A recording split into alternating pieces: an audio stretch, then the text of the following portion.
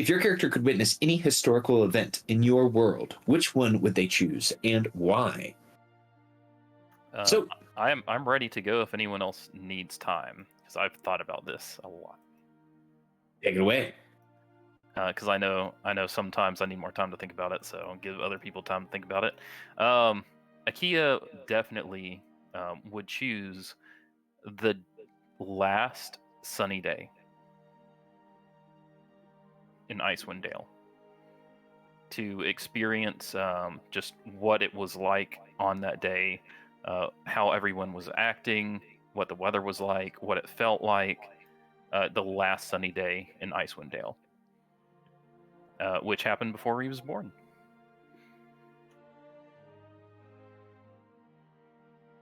Well, maybe our friend Akia can finally experience history in motion when the next sunny day comes to be.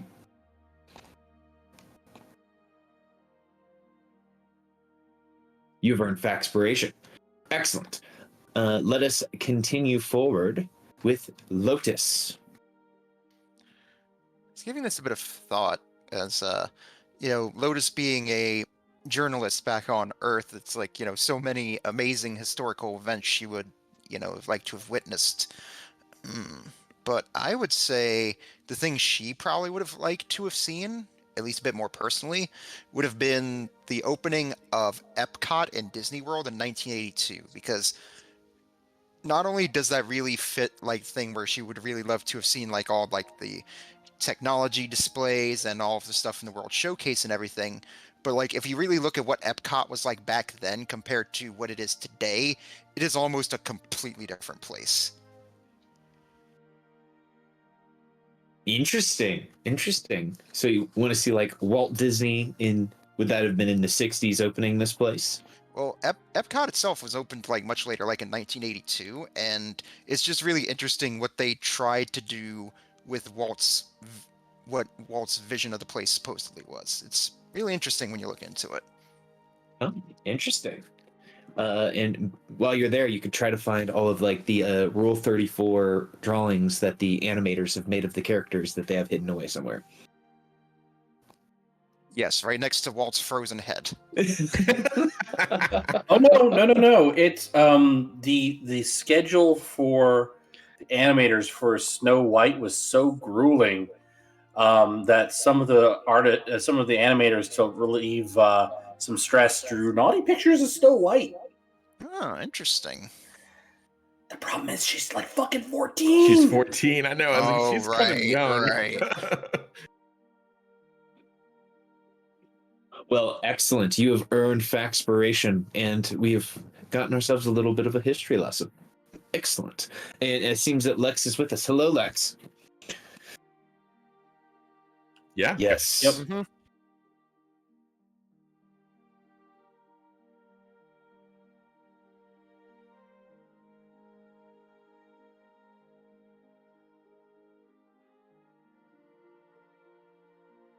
Well, I'm sorry that happened.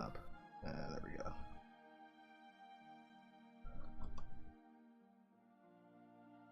Well, now that we've got you, would you like to answer the Faxpiration question from Alicia's point of view?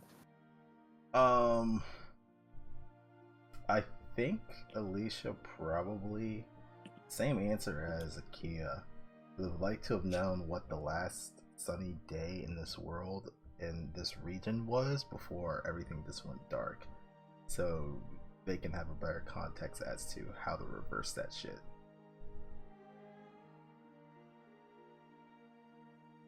Interesting. Very similar to seeing the last normal day on planet Earth before the cordyceps took over in The Last of Us. But bonus, I mean, not far as less snow dire. blindness. I feel like that's more of like spell plague kind of dire. Mm-hmm. And what was Avalus going to bring up there? Off. Oh no! Out of character, I was going to say, but far less snow blindness. So no, that's good. But in this world, no Pedro Pascal. So I guess we'll have to fix that or figure that out as it comes. Let us continue to Avalas. So, while Sylvanus is the god I worship, I would want to be there at the moment of the Yeti's creation by the great god Thrym. Because he assumes Thrym created the Yetis, because, why not? I love that. To see how Thrym just like pulled a Yeti out of existence and sparkled them in. Yep. I'm sure Aoi or whatever the heck, I'm sure he didn't create all life. For sure. For sure. You have earned Faxpiration. Let us move forward to Gaiman. Yeah, so like in a similar vein to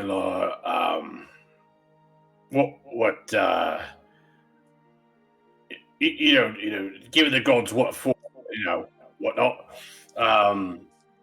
Last time we talked about this sort of big thing, I would like to be there at the moment of the creation of Faerun by the gods, so I could like heckle them and give them what for, and tell them like, "Knock that shit off! You're gonna fuck things up."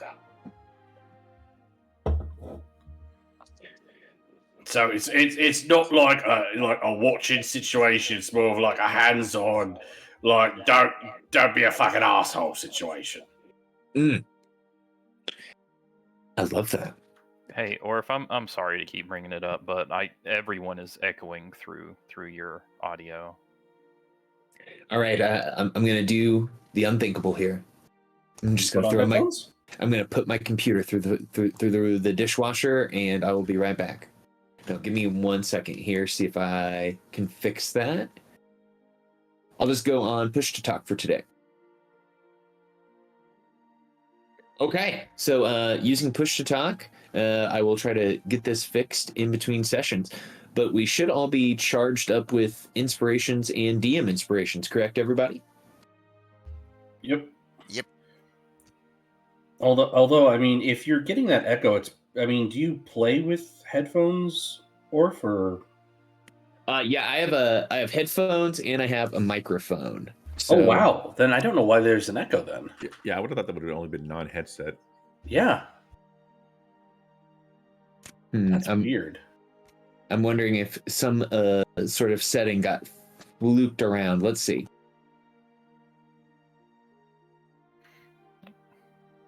Yeah, that's weird. That sound coming from it sounds like sound coming from your speakers is being picked up by your microphone. Yeah, but that's why I said something. But if it's your headphones, Ruh-roh, Raggy. maybe audio is also coming from your speakers and you don't notice. Multiple outputs. Maybe just turn off your speakers just in case.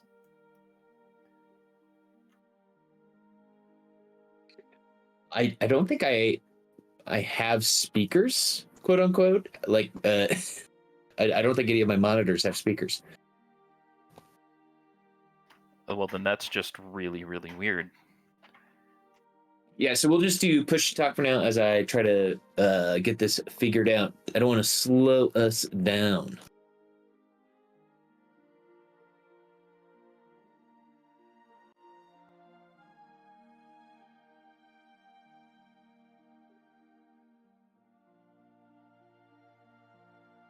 So we should be on the map of the Ice Toad Lair, and let me put on some fight music.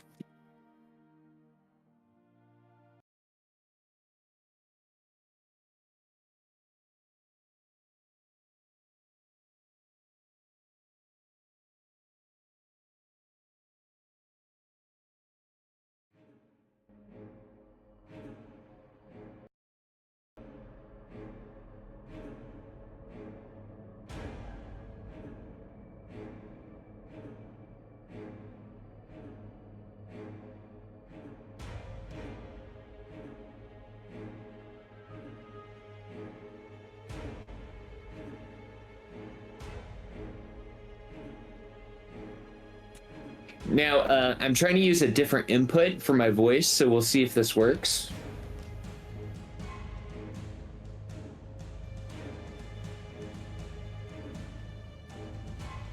Looks like we rolled initiative from last week, and it's still in there if we're keeping it.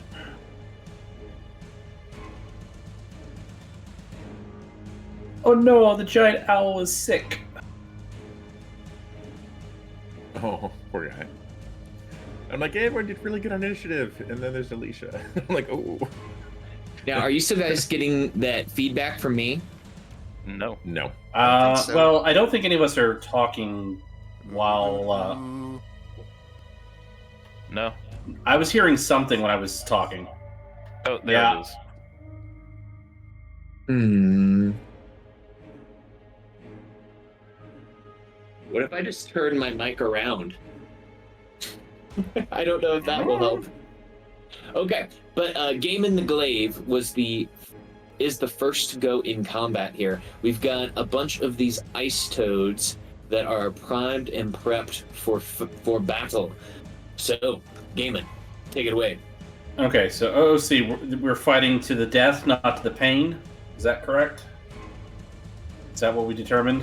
I think we're if we lose, we get eaten. But I think if we win, we don't want the king like mad. That's my understanding as well. Yeah, we just want its mucus. So Fight till he calls uncle or gets knocked out. yeah, because we don't want to have to fight more ice toads. Because I assume these are not the only ice toads in here. Like, there's maybe dozens of other ice toads out and around this area that we don't want to fight. So I think we just kind of want to end it, get the stuff, and leave. OOC. Okay. All right. I just want to make sure we're all on the same page. I mean, we can ask if we've seen any other toads if you want to make it a fight to the death. I mean, I don't want to. I just want to make sure that, like... Give me a second here.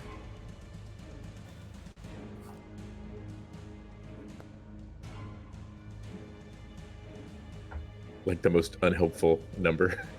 Yeah.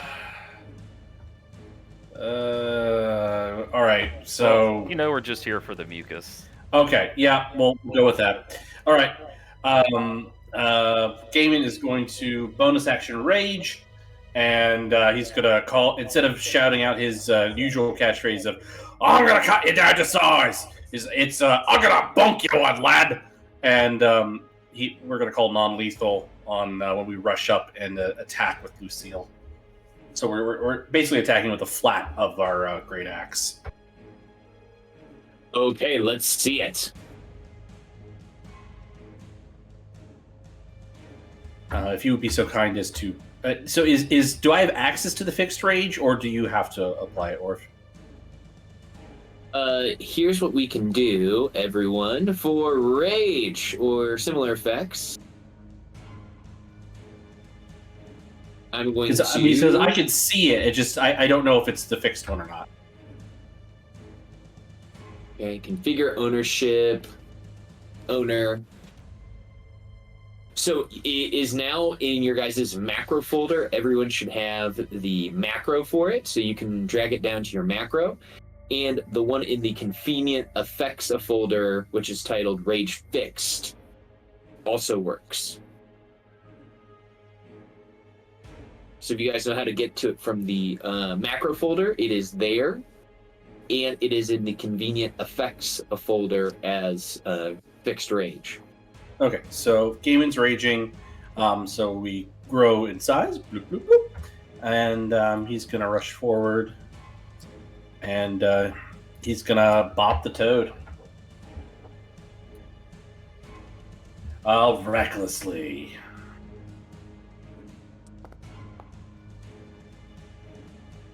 And I forgot to hold shift for that, so let me roll another one. No problem. I will go in here.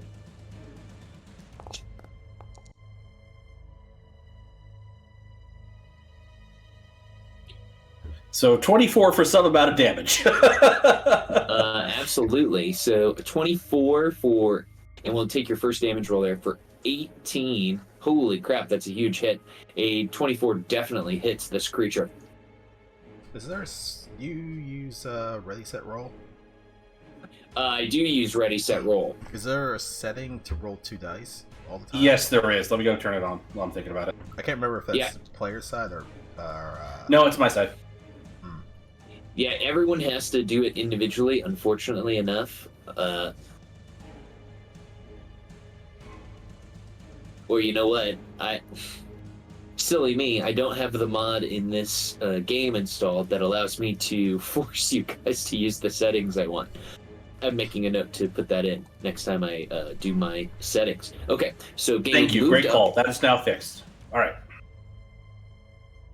I'm assuming the King Toad steals. Abso-frickin-lutely. So, Gaiman walks up, bonks the king. The king will steal. Alicia's going to spend a DM to steal that. I will undo activation, and we will have Alicia go.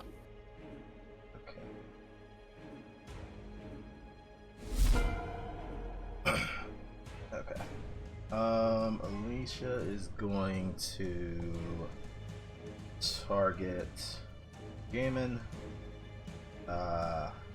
Avalos, and themselves, and Kia with a 2nd level class. Where is it?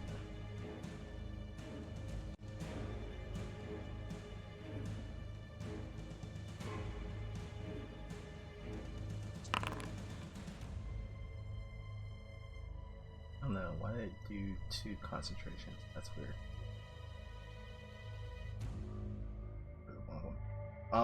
And then bonus action.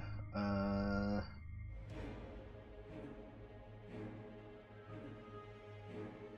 think that's gonna be it for right now. Actually, it's just going to slightly move back. I will pass then to Avalos. Okay. Are these ice stalag? I'm gonna get this wrong no matter which, if I pick M or T, but stalag.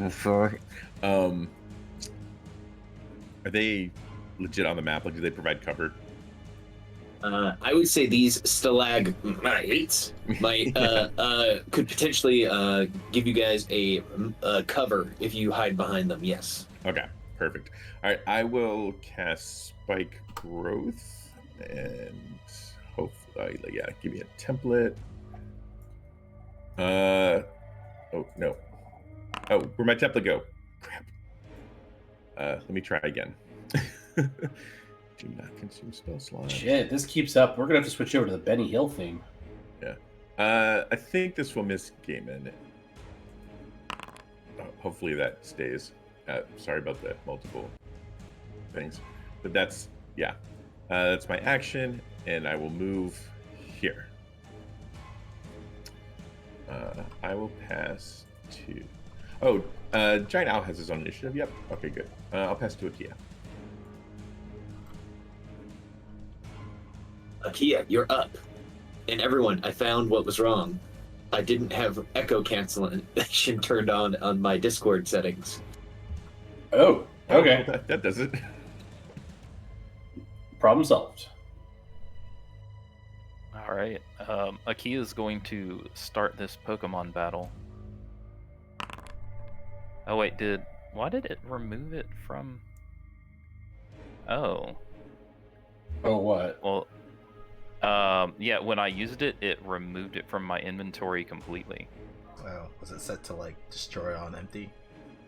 I guess so. I didn't put it in there.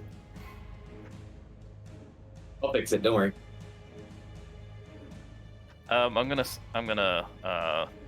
throw out my figurine of wondrous power, and say, "Go, Kuma! Don't let those toads pass." I'm gonna toss it right here.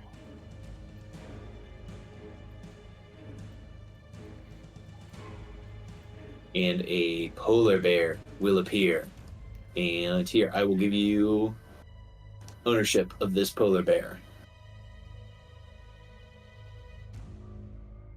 You should be able to work with the tiny polar bear now. Yay, adorable. Does the polar bear go on my initiative or roll their own initiative? Let's have them roll their own. So, and boop. So go. You can pass to them, or you can just have them go whenever. All right. Okay. Was that a no on the fast hands? Yes, it looked like it was an astounding no. Okay. Then Akia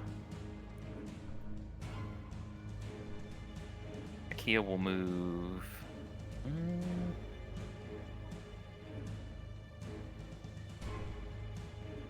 I think Akia's going to move.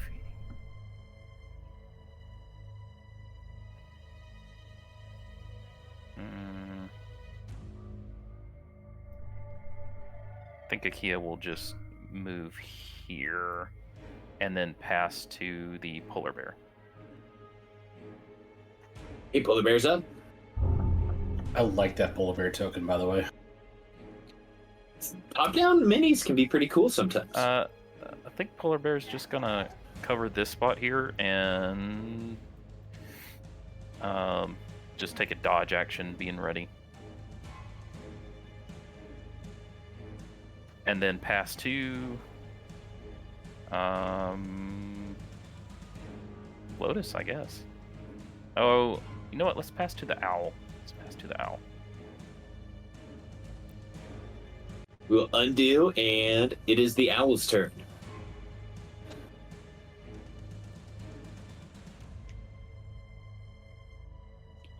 The owl will look around for guidance and say to Avalas, Avalas, do you still have a speak with animals up?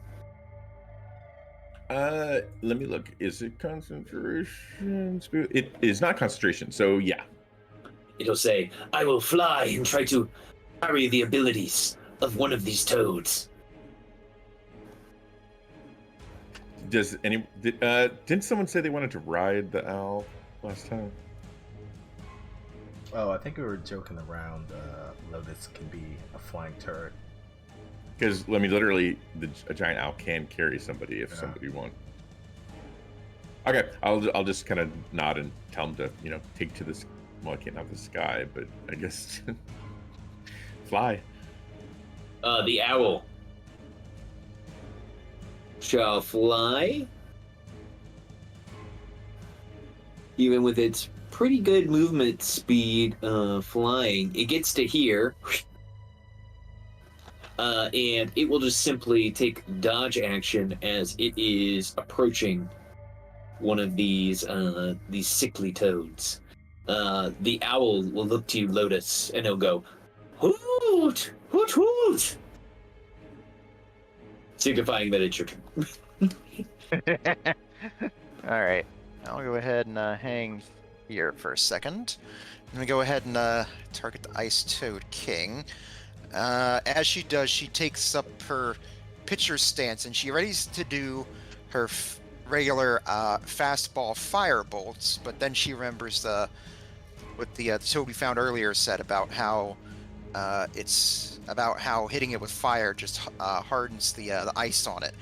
And then she looks at, she sees the heads-up combat display and says, Flavy, transmute to lightning. And I will spend a sorcery point to transmute spell for my firebolt from fire to lightning. Transmuting energy received. And then you get like a little loading screen, and as it's loading, you see that the instead of being ellipses, it's little tiny electricity marks. Yeah, it's like you see the fire in her hands will change to the electricity, and then she locks eyes with the Ice Toad King and says, "Do you know what happens to a toad when it gets struck by lightning?" Oh, what happens? It says in common. Same thing that happens to everything else. I love it. I should have expected that. On.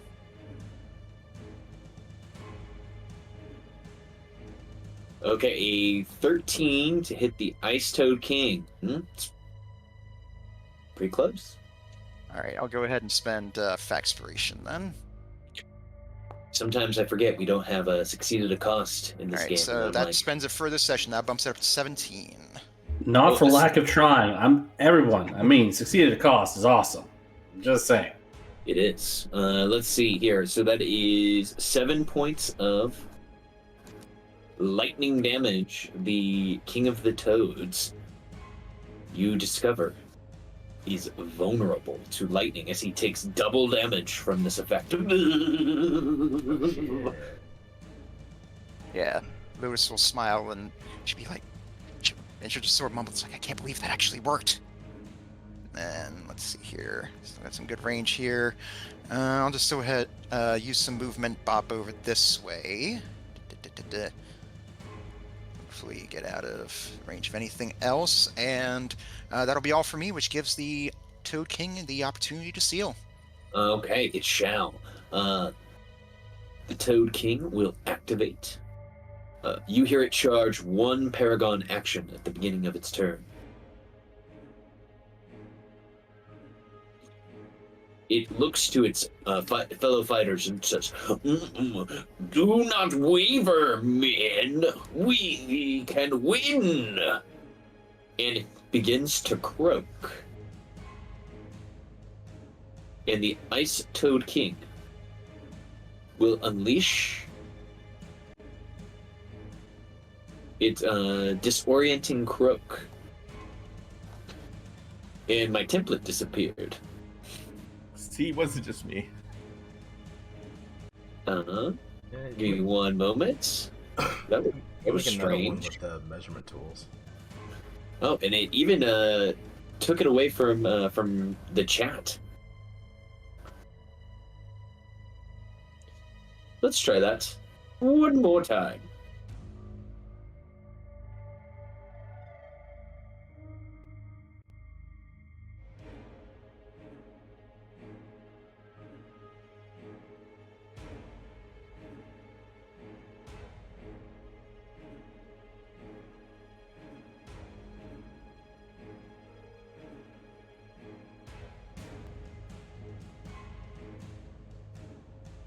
And instead, because it doesn't seem to want to let me to do it, it will target our friend Gaiman.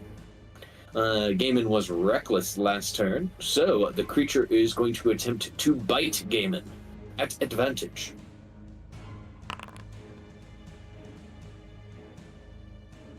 Oh, and that was probably private. That was, yep. Okay, revealing here, that is a 24 to hit for 8 piercing damage, and it has you grappled in its mouth. Oh. Okay, so that would be... Is it magical or is it just a regular bite? This is just a regular bite.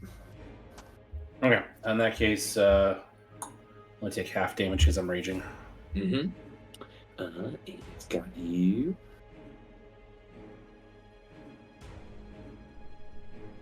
I don't think it matters Oh. if it's magical or not. I think you just have it if it's any type of physical damage. Okay, so it's got Gaiman grappled in its mouth. It will follow that up with a bonus action.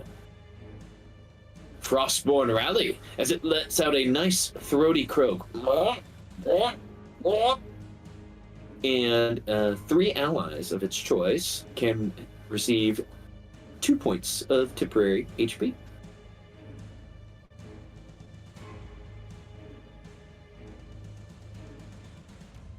And that is it for the King of the Ice Toads. He will go ahead and pass to the Cool Ice Toad. The Cool Ice Toad has never encountered the effects of a spiky trap that has been laid down, so it's going to take 1 step forward. And I don't know if you want to wait until it does all of its step forwards before you roll all these. 2, 3, 4, 5 to 5, come. so that's 10d4.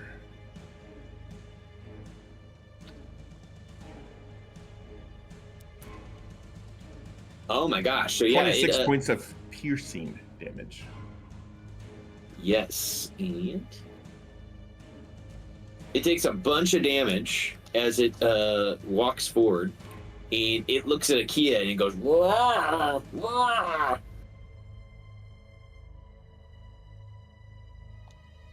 As that was no fun, and it like shows everyone on its side its very injured peepaws, but it is not bloodied as of yet. As it runs up to our friend Akia, it will use its Frostrend Claw upon Akia.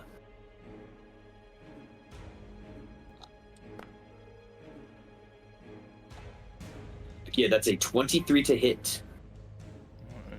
Yeah, it hits. There's 10 slash damage, and I need you to give me a Constitution saving throw.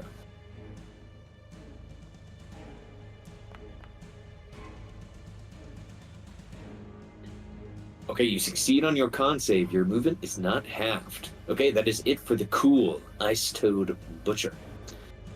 It'll pass to Impetuous.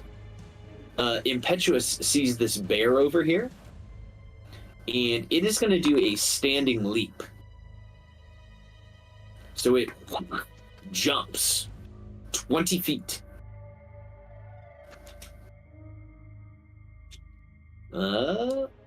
To here, and lands right next to the polar bear. Does any of that movement take spike growth damage? I would say maybe the first The 5 first step? feet, Yeah. because it had to jump, but it just whipped up itself into the air. It is going to target the polar bear. It is going to use its multi-attack as it takes 7 points of damage. It is going to start with its tongue whip.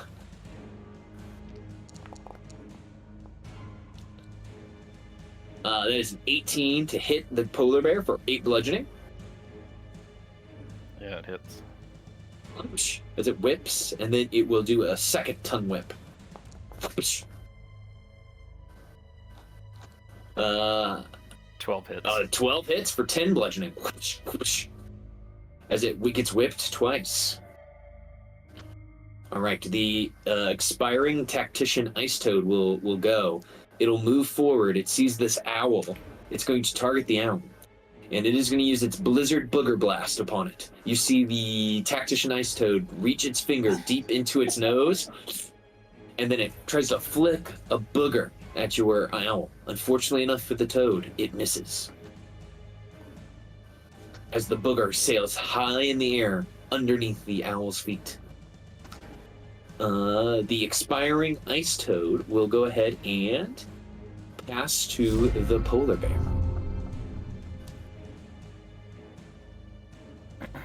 All right. Polar bear. Polar bear is gonna move over 5 feet and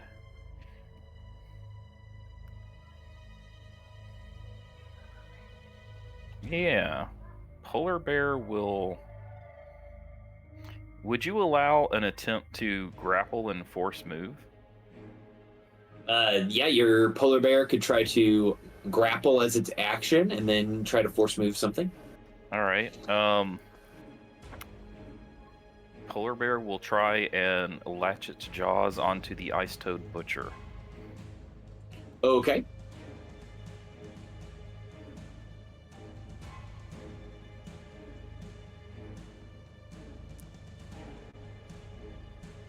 (21), and this creature will go ahead and roll.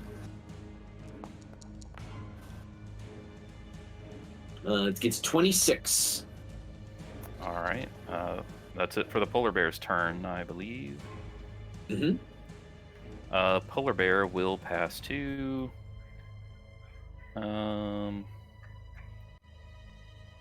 to Gaiman.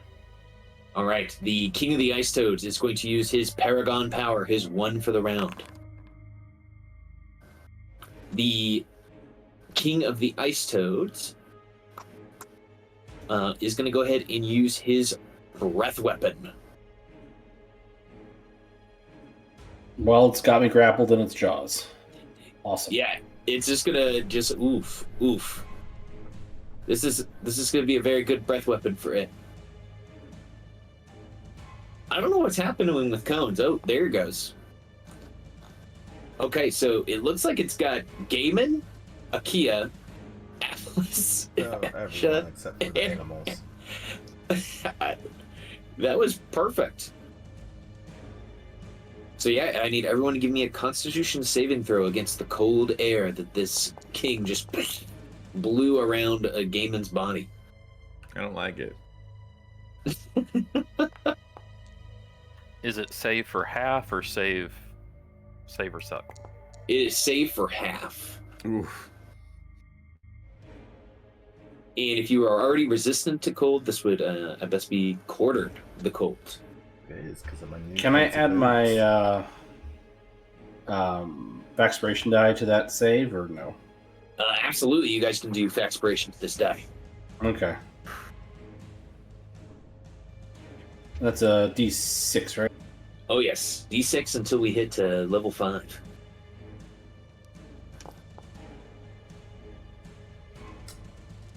Ooh. All right, so 14 on a. God damn it, that fighter. was a total waste. Oh no! Well, bless. I mean, I'm resistant to cold damage, but still. Was that a natty 1 on the con save for Bless? That was. So that goes away. Oh. So, Well, spike growth is still up at least.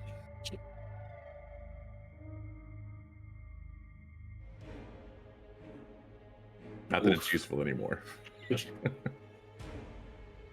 It can be. You never know. You might start shoving yeah. some people. If someone pushes someone, yeah, that'll work.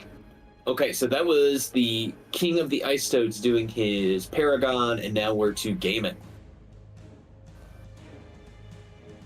Yeah, I was just gonna have that polar bear just grab it and just run it all the way back as far as it could. Or you could just like run it along the side so it doesn't like get killed itself. Yeah, whatever. Anyway, so yeah, it's got me its jaws, so fuck it. I'll keep waiting on it. Recklessly, I will whack him with the flat of my great axe.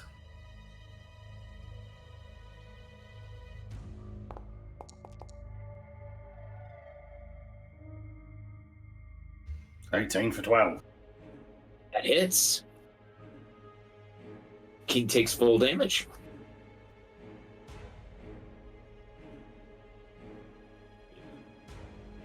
Okay. The And I king will guess say, he steals unless someone else wants to.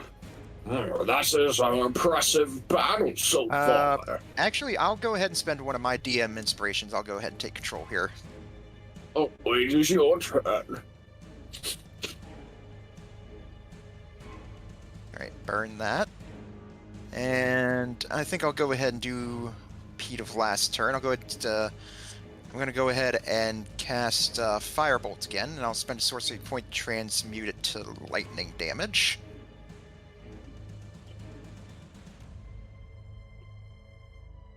Alright, Can you twin target. spell and transmute it on the same I spell? could, but that would... The thing is I'm a little bit worried about that because I only have 4 sorcery points right now, and I don't want to burn through them too quickly. I was gonna say, just mathematically, Mm-hmm. if you twin spell something that's already transmuted, then it's like you're transmuting 2 spells for the price of 1. Well, I guess I'll go ahead and ask them. Would the DM allow that? I'm just looking at, can you double dip real quick? That's the only thing I wasn't. That's the other thing I wasn't sure about. I've never played a sorcerer. Okay. You can only use one meta magic option on a spell when you cast it, unless otherwise noted. And let's see. Yeah, I know some of those meta magics will actually say you can also do this in addition to another meta magic. All right. Thanks for trying, though.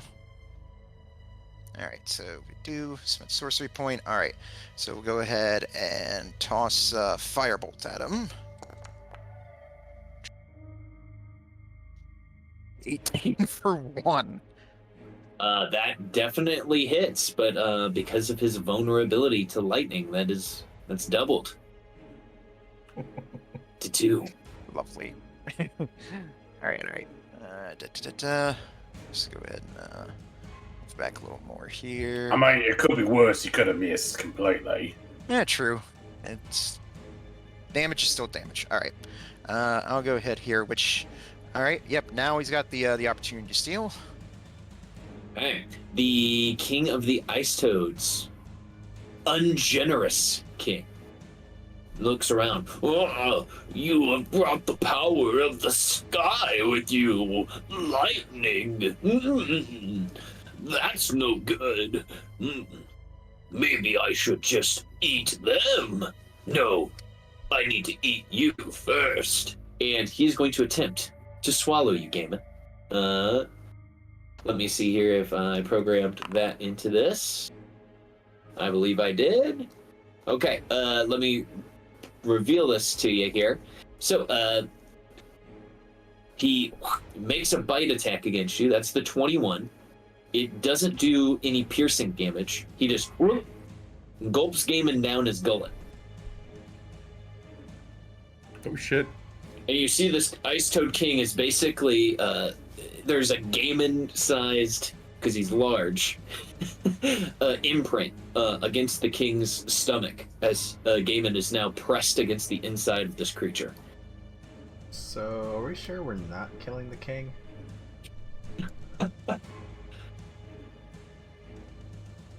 Yeah, this seems like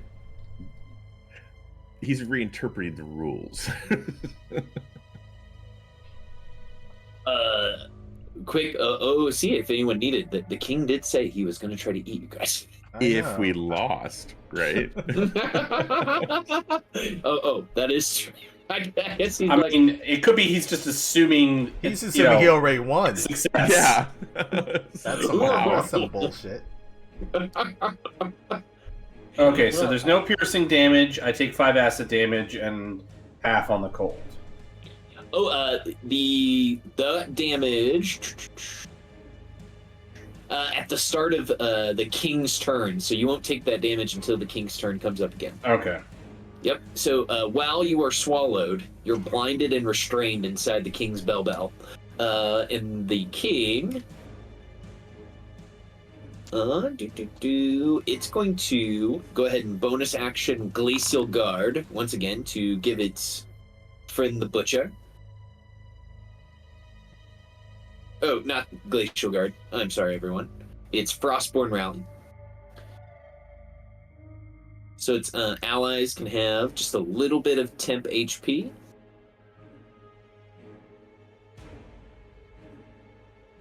Perfect. And that is the king's turn. He'll go ahead and pass to the cool Ice Toad Butcher. The cool Ice Toad Butcher is going to look at the polar bear. And you know what he'll do? He'll make a savage bite against the polar bear.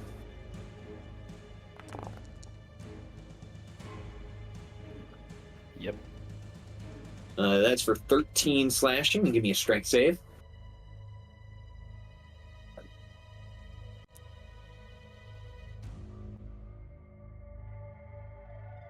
Okay, I believe your ally is now knocked prone. I believe that is it for this creature. It can't be aggressive because it's already in front of a bunch of allies. All right.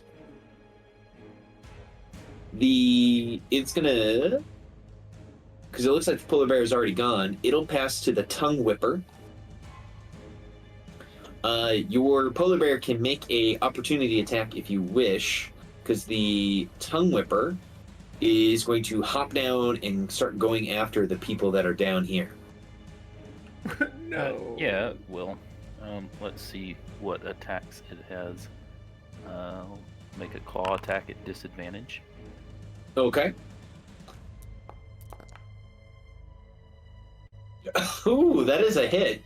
So, as your polar bear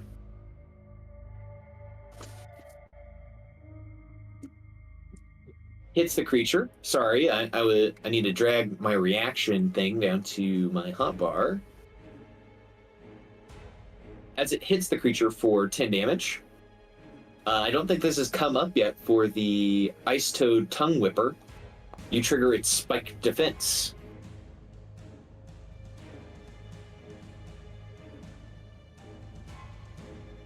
Okay.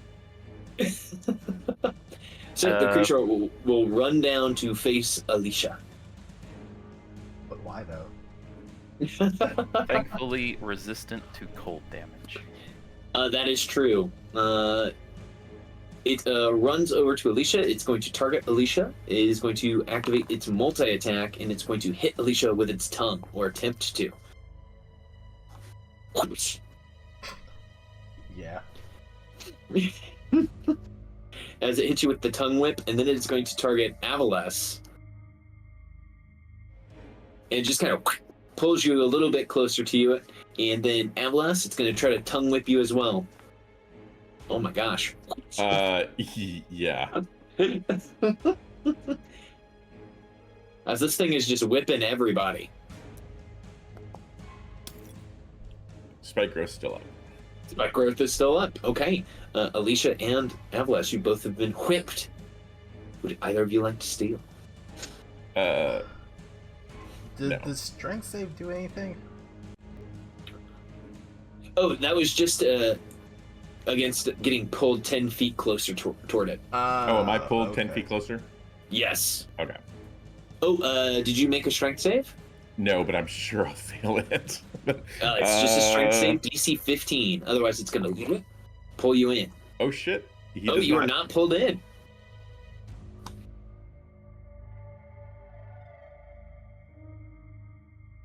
Okay, is it Avalas or Alicia? Who's stealing here?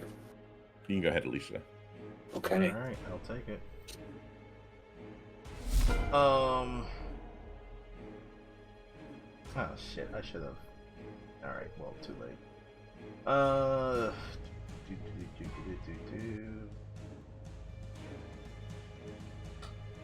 I think I'm just going to tone it down on the blast, still put one up. And it's people within 30 feet. Range 30 feet, yeah. Alicia's going to. I'm not grappled or nothing. Gaiman's not necessarily like there, is he? Or is he? And Gaiman's inside the king. Yeah, he is. Yeah, in I got the gobbled toad. up. So he's technically in the king's square, right?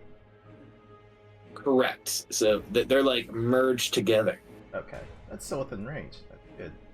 So I'm just gonna do a first level bless. You can leave me off if you just want. Okay. I'll put this one on Alicia, Gaiman, and Akia this time. Because I don't have to see him; he just has to be within range. Absolutely. So yeah, and this swallow does not say you are protected against all outside effects. So Gaiman, you are now blessed inside the stomach.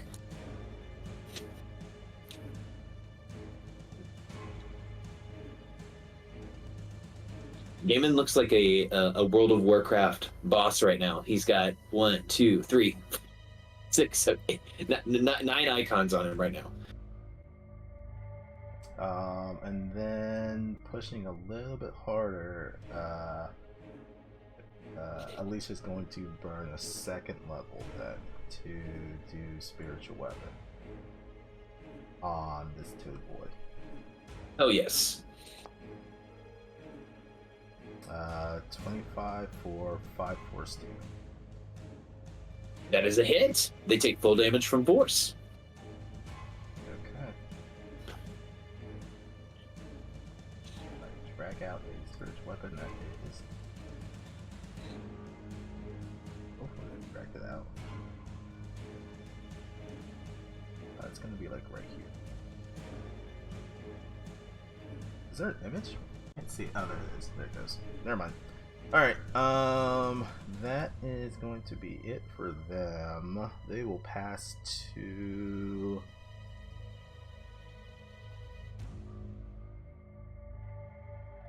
I'm gonna pass to the tactician Ice Toad. Okay. The tactician ice toad will activate. I just want to pop up its image again because it's kind of spooky. It will see that there is a lone fighter down here, but there's this owl that has been dancing in the sky. It is going to use its frozen shard against the creature dancing in the sky here. And miss. It will move closer to the battle.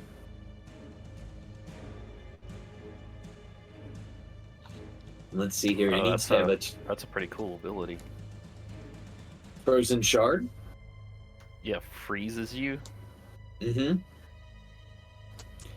Oh no! Does it have someone within 30 feet? Okay, it does.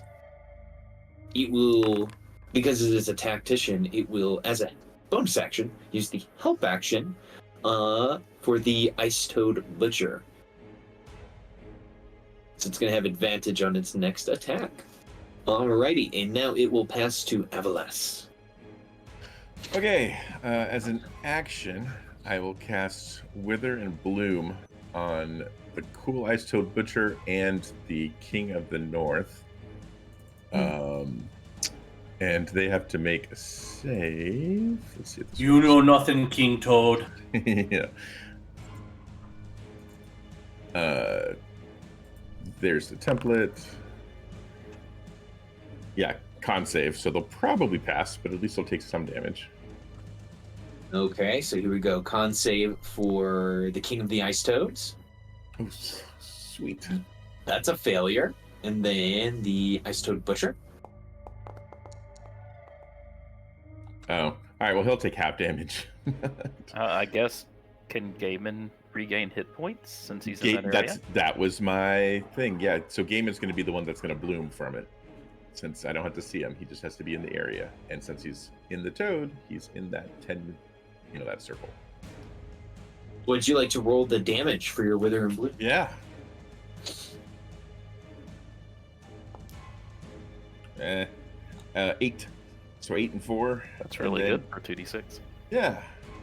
And so Gaiman, you get to roll a hit die and gain those hit points. Oh, plus my spellcasting ability, which is a +4.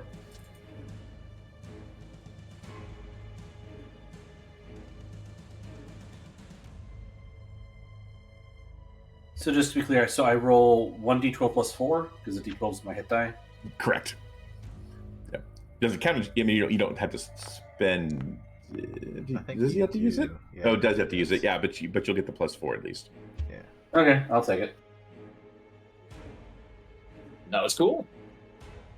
And for movement, I'm going to. Let's see, 10, 20. That's 30. Right. That's right towards another one. Oh no, yeah. And then bonus action, face step on top of Archimedes. Ooh, nice. Because I need to not die. Face step, where's that? And I will pass to Archimedes to keep dodging and do whatever he does. Oh, he can attack actually. He gets flyby, right? Oh, yeah. Yeah. So I'd say attack. But then he can't dodge. Crap. Oh, do you have his character sheet? Can you I bet upgrade it? I bet I do. Yeah, I do. Crap. I like. He can fly by and still not. Doesn't have to attack to do it. Okay. He will reposition. What's he got? 60 feet of movement. Okay.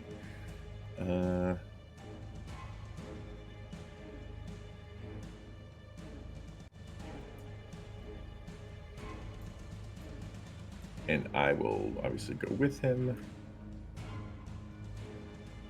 Well, I'm gonna actually, that is, and then he will continue to take the dodge action. Cool. And I guess you can say who he passes to if you want. He'll pass to Akia, the last Yeah. person to go in round 2. I really need to reduce the number of enemies, so I'm going to attack the Ice Toad Butcher with my Thunder Gauntlets, and I'm going to use a DM Inspiration. And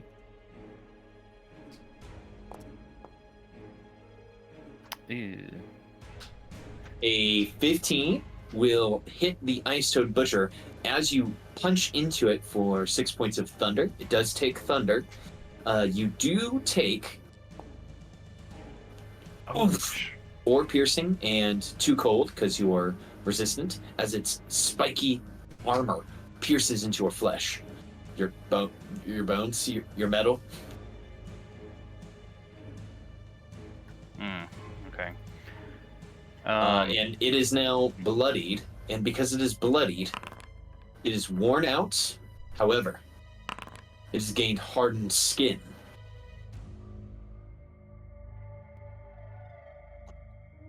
Continue your turn, sorry.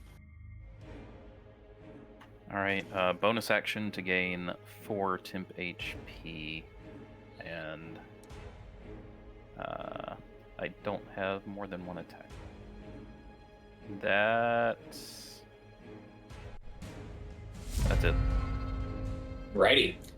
Going into round 3, the Ice Toad Butcher is going to steal, but before it can steal, the King of the Ice Toads is going to use his Paragon, because he hasn't used it from last round.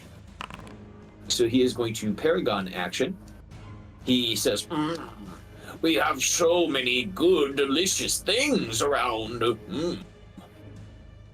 And he is going to target... Let's see, what is the range on this? Okay, 10 feet. Okay, instead of that, he is going to target the owl. Or should I target Avalus? He'll target the owl. And he's going to launch out his Blizzard Booger Blast at the owl.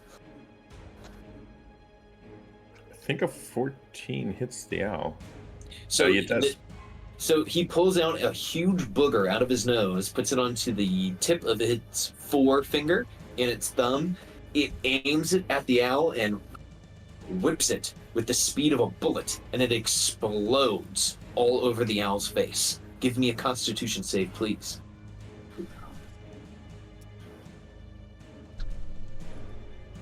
Okay, success. You are not blinded by the frozen mucus. Okay, that was the Paragon action. The Butcher will go. Side note, everyone, if anyone is offended by being hit by toad boogers, please let me know, and I will change the name of the attack. The owl just took damage. It could steal. Yeah. It could steal. Yeah. He'll steal. Can you? Okay. I hate to be a rules lawyer. Can you steal from a Paragon action? Yeah, anytime you take damage, you can steal. Yeah. Okay, no. Good to know. All he has is a talent attack. I kind of need to keep him dodging though, so I think he's just gonna dodge, but he'll then pass to me. Well, actually, hold on. I'm now thinking about it because it was just the owl's turn, and then a Paragon went off, but a turn didn't go. Oh, that's true. Oh yeah, that's fine. Or wait, did Akia end the round? Did Yeah, oh, he did. Never it mind. was Sorry. the Yeah, owl. yeah. It was Okay. the owl, then Akia. Okay. Mhm. Yeah. So yeah, the my owl bad. can go. Then yeah. Never mind. A turn did go. My bad. Okay. No, you're Alright. good. So he will dodge, and is it?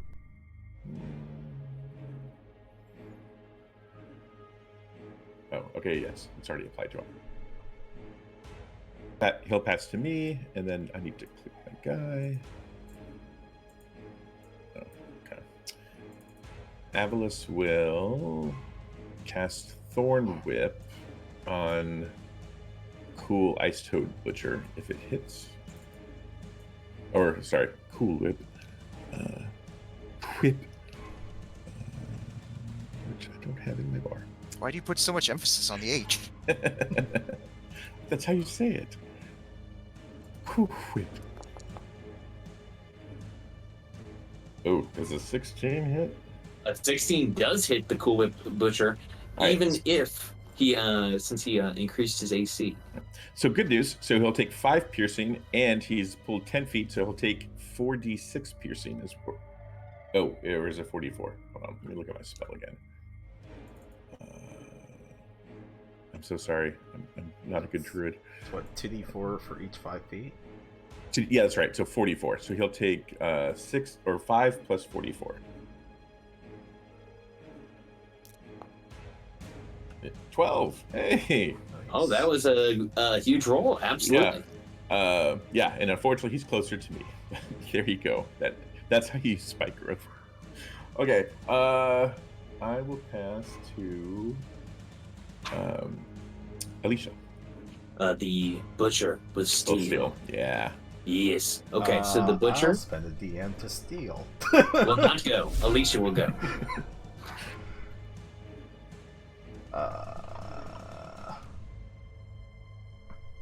Mark that. DM inspiration done. Okay.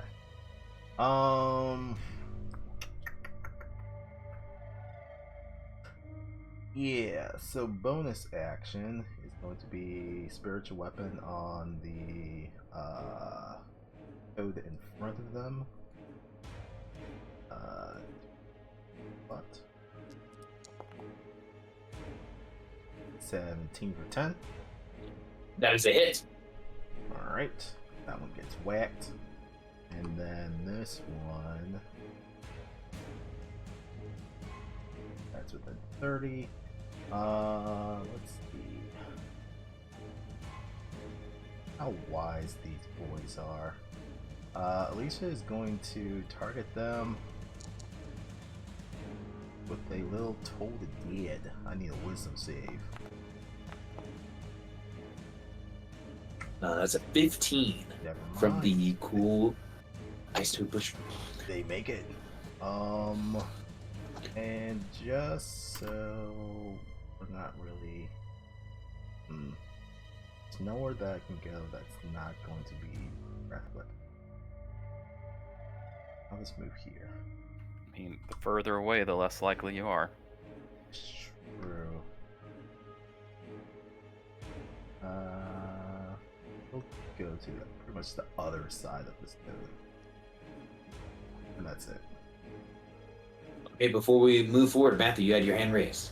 Oh, I don't know if it makes any difference in like what you would do, but just for full disclosure, I forgot to mention since I hit something, it's been a while.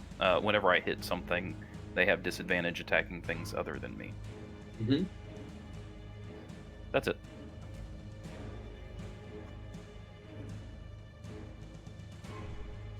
No issue. And Alicia, who do you pass to?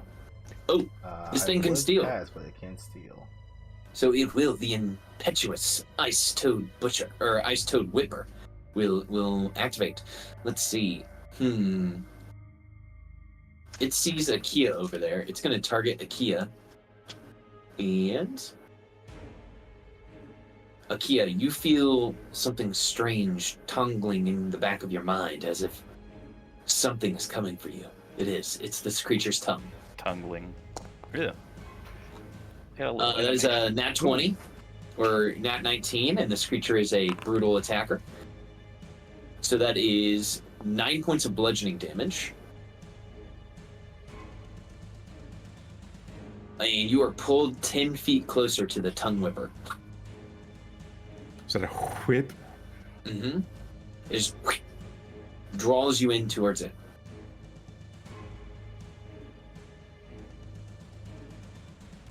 Cool. And this creature can make a second attack So it's got Alicia behind it. So it rears up on its front paws and it strikes out at you with its back claws for a frost ring claw. Alicia is going to use their reaction for Warning Flare, but that doesn't matter. 17 hits.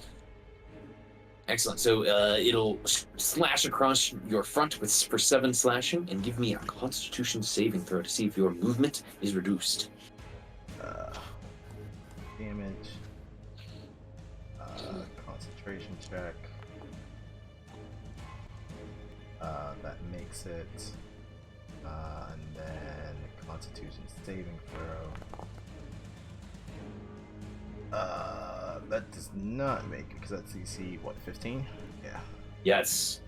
So movement is going to get reduced by half. Alright, so 15.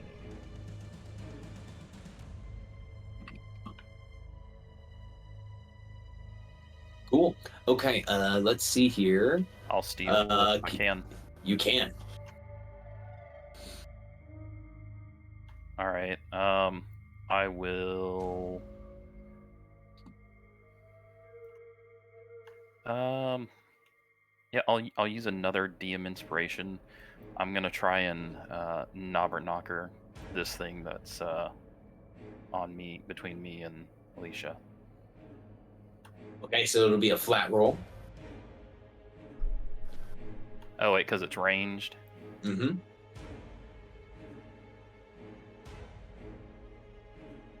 You know what? I'll do something else then.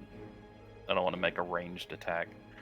Yeah, I'll just try and punch it. No DM inspiration. I'm just gonna try and punch this thing with a flank. Absolutely.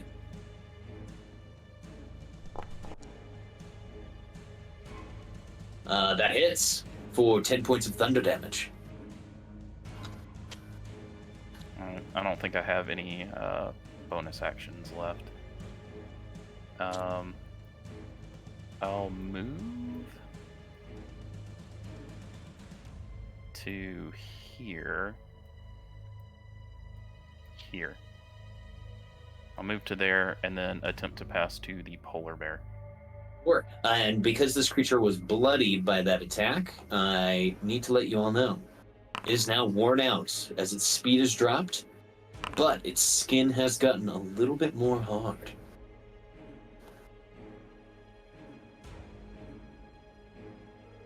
And where are you going to pass to? I'm gonna try to pass to the polar bear. The polar bear can act. All right, polar bear is going to get up and it's got 40, so it's got 20 left.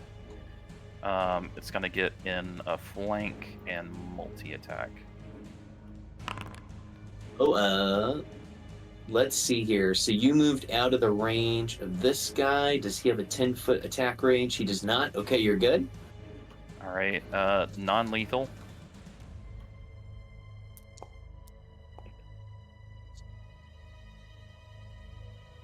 That will hit.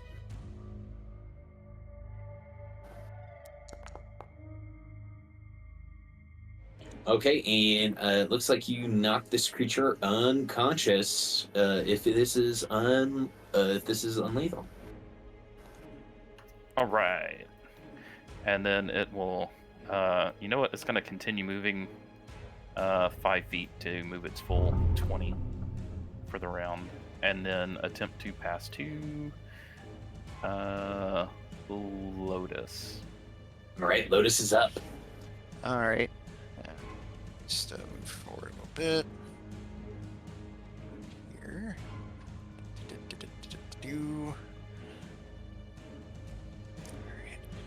Alright, I'll go ahead and move over this way since dude's knocked out. It's my full movement there. Alright. This guy's still there. Don't want to spend too much on dudes like here, because the way it is, I actually can't see the king where I am right now, but that's okay. It's like here. I want to make sure I hit him, and I still haven't used any spell slots yet. So I'll go ahead and the Toad Butcher here. And I'll go ahead and curveball first level magic missile. I'm gonna give them all 3 of them, Okay. just to make sure it takes. So, Okay, as you nail this creature with all of your magic missile bolts, the butcher is no more. You see the butcher explode into basically an entire puddle of mucus and grime as it just covers all of the surfaces in this cave. all right, that's full movement at my action. So I will then go ahead and pass to Gaiman. Okay, Gaiman, you are inside the frog's belly. Okay. So the king's turn hasn't come up again yet since I've been swallowed, right? That is correct. He's Okay. not taken his turn yet. All right. I don't know how I do non-lethal damage from inside at this point.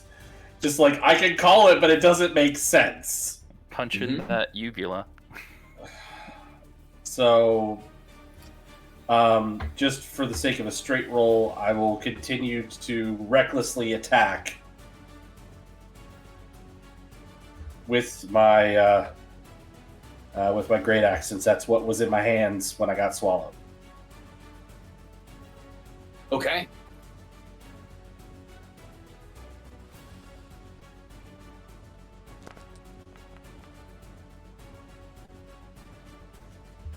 For 18. Yeah, that is a hit from the inside. The king is bloodied after that strike.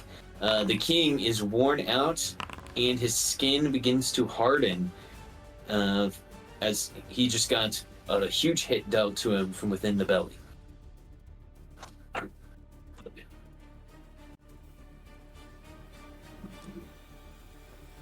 And I think I will. Gaiman will, having switched up tactics, will hear a muffled voice coming from inside the King Toad. Listen, motherfucker! If you puke me up, maybe you'll survive this. Otherwise, I'll gut you from the outside in. But inside out. Fuck it, I'm killing you! Excellent roleplay in there from Gaiman. Okay, the King of the Toads will steal at the start of his turn because he has Gaiman swallowed. I'll roll out the swallow damage. So it would just be 5 acid, 5 cold to our friend Gaiman. Okay, so I just take a total of 7 damage. He does not get his cold breath back, unfortunately enough. And let's see here. Okay. He's got no enemies standing close by, so he is going to target the Lotus because he just saw a bunch of magic missiles shoot out of her hand. And he is going to shoot out at her. A Blizzard Booger Blast at the Lotus. But a 10 will miss. Lotus, you dive out of the way of this Blizzard Booger, and Akia, it almost hits you, but you're able to duck out of the way as it nails the wall behind you guys, leaving an impact crater.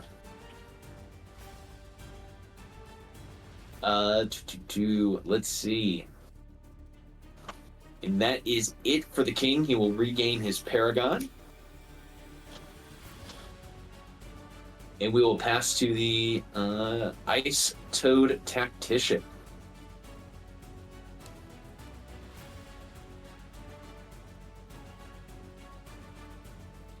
It will run into the light here to do battle with the group that is here. There was another toad. Yeah, it's been in the darkness this whole time. Yeah, couldn't see him. He will go ahead and toss a frozen shard at the Lotus. But 13 will miss. And his bonus action would not apply. So going into round 4 here, let's see what the polar bear does. I love that ability. It's a ranged, restrained ability. That's pretty cool. Mm-hmm. Kuma, there's another one. Yeah, Kuma's gonna run up.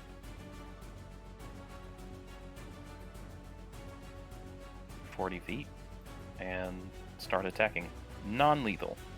Although I don't think they're close to damage. Let's see. A 14 will miss the tactician, but an 18 will hit. All right. Then the polar bear will attempt to pass to Akia, if this is a new round. Yes, it is. This is a new round. The polar bear does take, from hitting the creature, 2 piercing, 4 cold from the spiky carapace of this ice toad. The polar bear did just hit the tactician, so the tactician will steal back. Actually, I would like to spend a DM inspiration to grab the initiative here. Okay, no issue. Here we go. And Lotus. All right. Not wanting to risk the potential tongue lashing is here. I am going to spend a 3rd level spell slot to bonus action Misty Step. Dupe. You have 3rd level spell slots. I apologize. I meant 2nd level. Wishful thinking here. This next level, I get 3rd level. All right. So, feet. I'll go ahead and pop over this way. All right. Loop. Still can't see the king, but I can go ahead and help fend off the expiring tactician here. Tell you what, I am going to go ahead and do 1st level spell slot. Go ahead and fire off all 3 bolts at magic missile at it.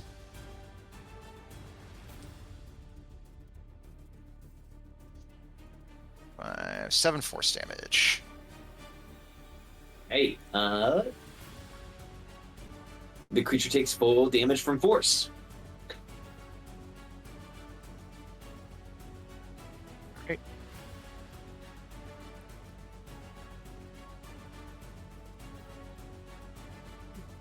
All right. Yep, that'll do for me, and I will go ahead. I guess. Yep, that will give it the opportunity to steal. It shall. Okay, it's got this polar bear, the tiny polar bear nearby. It is going to attempt to attack the polar bear here with a bite.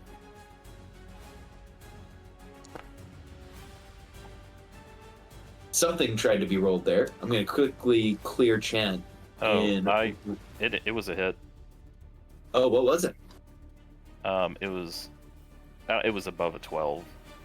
Oh, okay. No issue. So it bites down on the polar bear, rips into it. And now the polar bear is going to be grappled. And until the grapple ends, the target is restrained, and the toad cannot bite another target.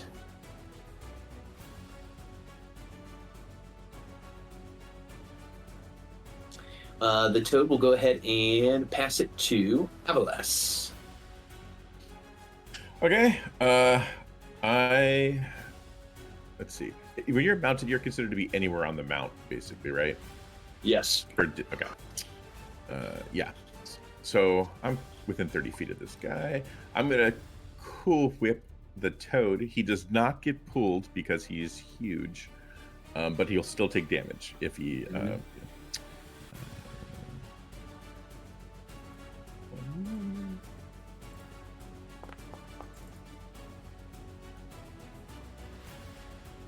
That is a hit. Not much damage. That's okay. I will not use my bonus action or movement. I'll just stay there and I'll pass to the owl, because why not? He's going to continue to dodge, unless you have something else you'd rather him do. Oh, that's fine.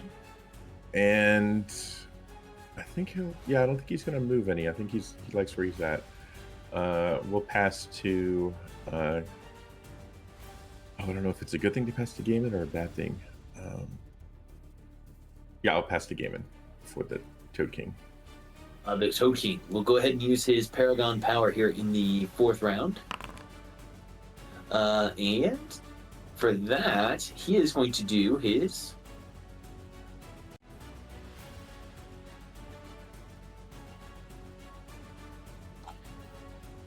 disorientating croak. So what this is going to be, because it doesn't want to pop up, I'm going to need the owl. I'm going to need Avaless. I'm going to need Gaiman and the bear to give me wisdom saves. Oh, and Lotus. Lotus was invisible for a second there. Yeah, I'm not sure what happened with Misty Step there, but all right.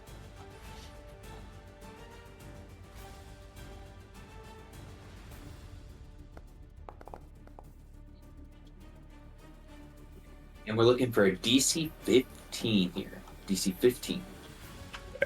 How do you select a token that's underneath another token? So what you do, when you click on the token, you should see a little image at the bottom.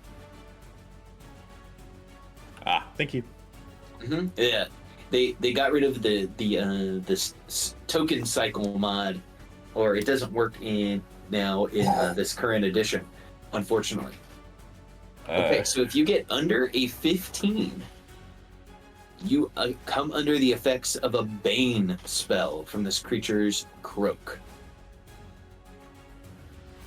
How long does that last?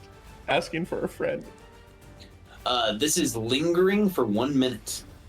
Oof. Yeah. Okay.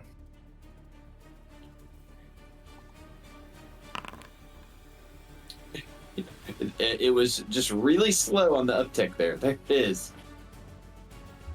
I very much like the fact that it's a Bane token for Bane. Yes, that's the only way to put Bane into your game. Okay, and that was the King's Paragon, and Avalus, who are you going to pass to? Oh, I think I said Gaiman. Okay. Gaiman is within the creature. The creature's croak is just like reverberating through its body, filling your ears with the sound of froggy bliss. What do you do? Keep giving him heartburn, I guess. I mean, I mean, at this point, he's taking it personally. I mean, he fucking ate me, so all bets are off. Reckless, Lucille.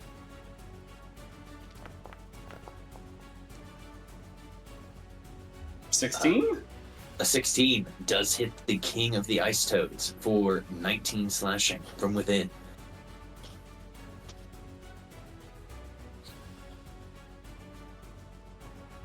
And Gaiman's gonna follow up with it. Listen, you dumb motherfucker! I can take what you can dish out, and I think I'm gonna outlast your dumbass. So you got two choices. Try and kill me, and you'll probably die first, or throw me up and surrender, motherfucker. Choice is yours. I will not surrender. I have you right where I want you. Joke's on you! I'm right where I want to be too! And I guess the King's turn will start as he steals. Only dealing a paltry 5 acid, 5 cold to our friend Gaiman within his gullet. And let's see here. He's got some choices on who he could potentially attack. He will target the Lotus. He doesn't want to move because he knows that there's those invisible spikes on the ground. He saw his friends fall victim to that previously. I take none of that. Oh, using your stone's endurance. Yeah. No problem. He's going to target the Lotus, and he'll see here if he can hit the Lotus with his Booker Blast.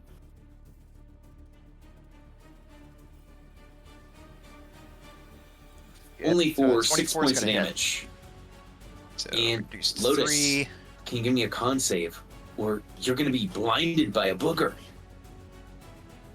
Alright, con save. bad.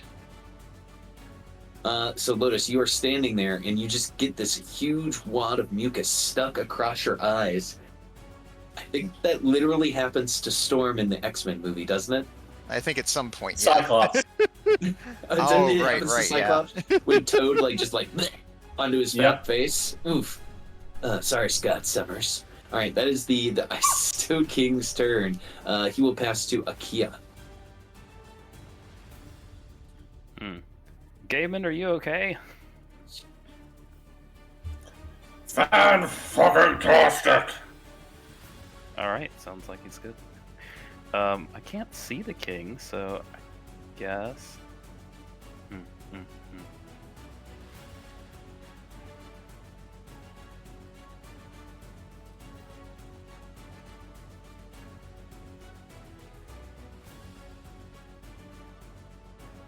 I don't know what the range is on this thing, but I'm gonna risk it.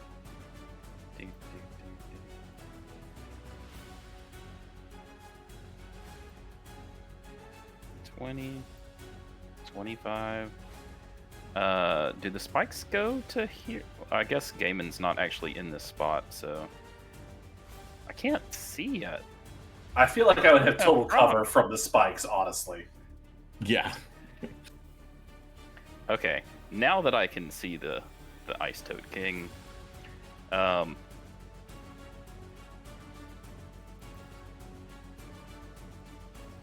gonna non-lethal knobber knocker. 21 for 18. You're calling a non-lethal dick punch? Yep. I don't think you should be allowed to. So you shoot your rocket-propelled arm that launches out of your fist at the king's ding-dong, and it hits for 18 points of piercing damage, splitting open one of the king's testicles onto the ground. Oh. That's totally uncool, man. And we've established ice toads have testicles now. Yes, it is very much a Tanuki type situation where it has anachronistic testicles. I think in this case, Lotus is kind of glad that she's blinded.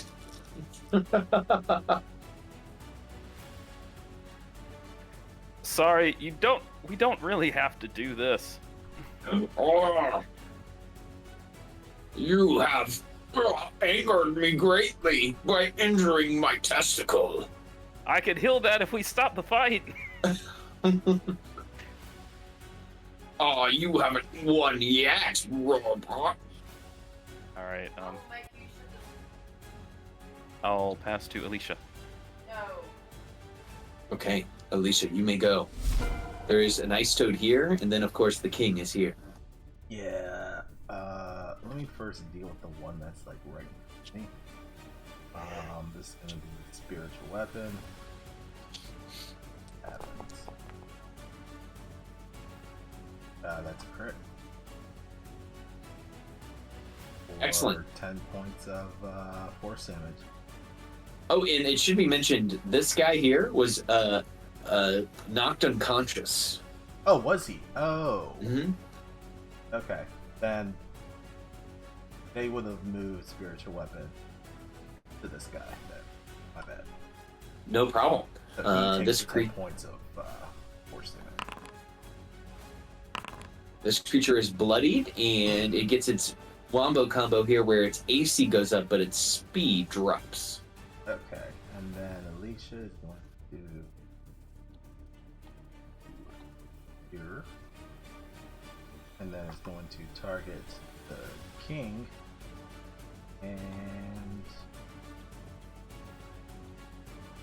you're gonna shoot a guiding bolt at him. First level. Excellent. A 16 is enough. And if by somehow he survives, the next attack against him is at advantage. Okay, in the start of round 5, this creature is going to steal.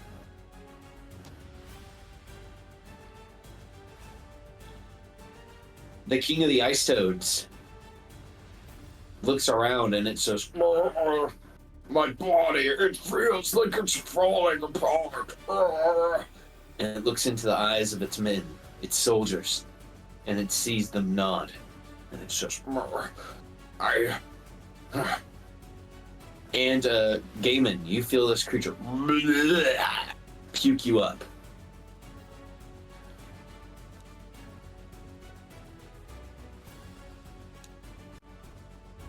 Okay. You guys are both so big. can see. Here we go. You are no longer blind and restrained. This creature pukes you up. Am I puked up in the spike growth though? No, it puked you up here. Okay.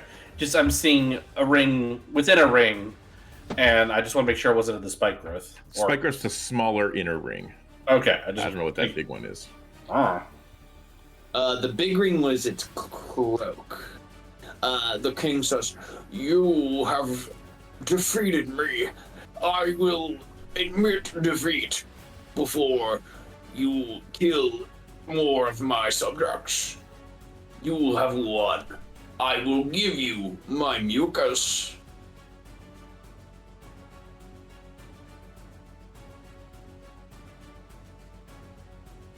it delivers that statement to everyone. What do you all say as it delivers the mucus? Insight check.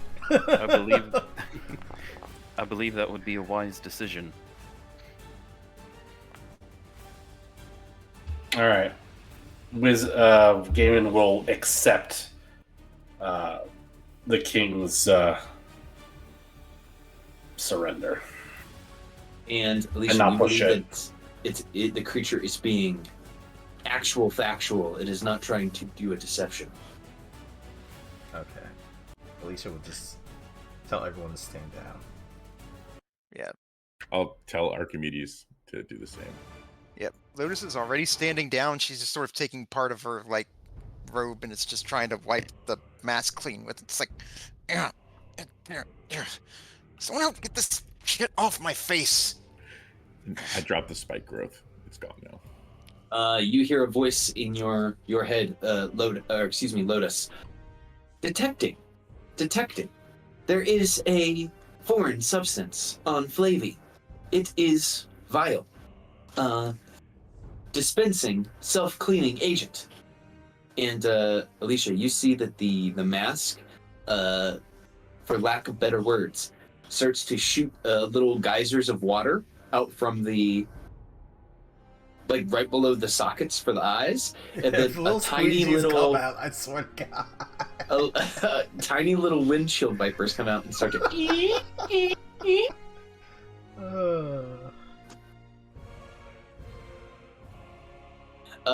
For your friend Atlas, the creature that was blown apart by magic missiles has become jelly.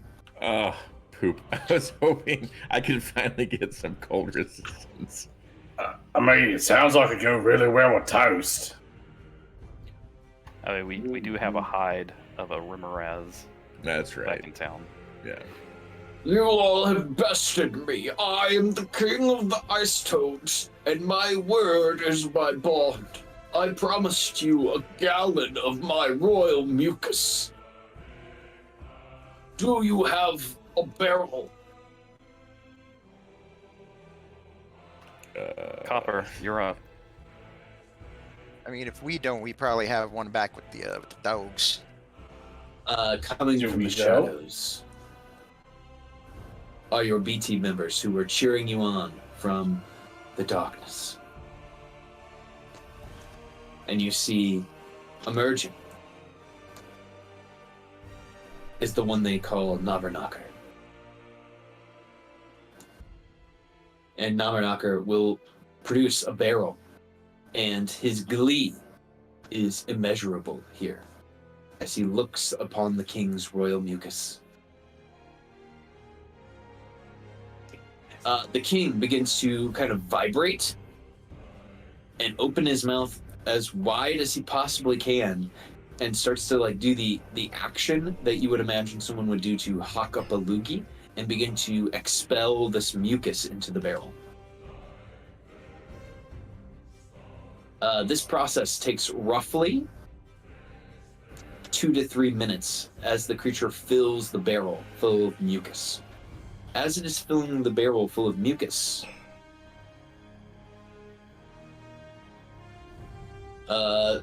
players, starting with Alicia, is there any role play that you try to initiate with one of the other players watching this scene unfold?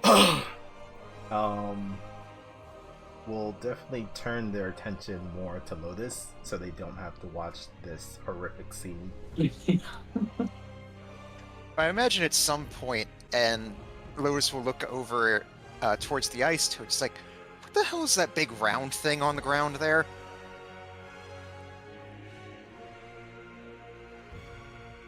And the ice toad is looking, and could you ping?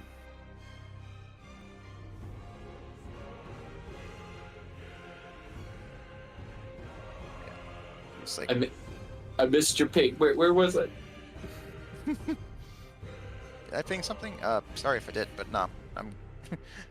No, it's like she's referring to, the ice toad's testicle, but it's like she didn't see it. She was blind at the time. She's just like, what the fuck is that the testicle. Thing? Yeah. The ice toad Don't that was left alive will say ribbit, ribbit, as this one cannot speak common.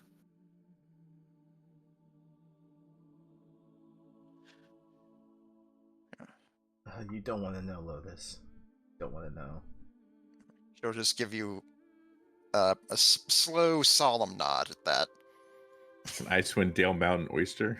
Mm-hmm. Think of all the things you could get done with that testicle. Oh no. Nothing. You could get nothing done. I mean, it could be an aphrodisiac. I mean, you could get a lot. You could get her done with that. Nope. I mean, maybe take it now. You might spawn some ideas later. That was a good one. Take DM inspiration. Icewind Dale will say, If we're not careful, we'll be swimming in puns. ooh, You people are horrible. that was a good one. You people are That was a good one. horrible. So Akia actually, technically, Akia offered to help the king with that if he surrendered. I mean, you just pop it back inside and cast some healing magic. They might do the trick. So, I mean, Akia actually did offer that. So, does the king want to be helped with that? He's like, will you heal my testicle? I did offer, and I will honor that.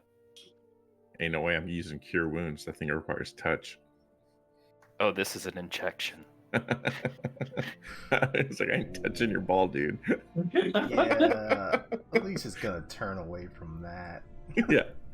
Yeah, Lotus is gonna follow along with you.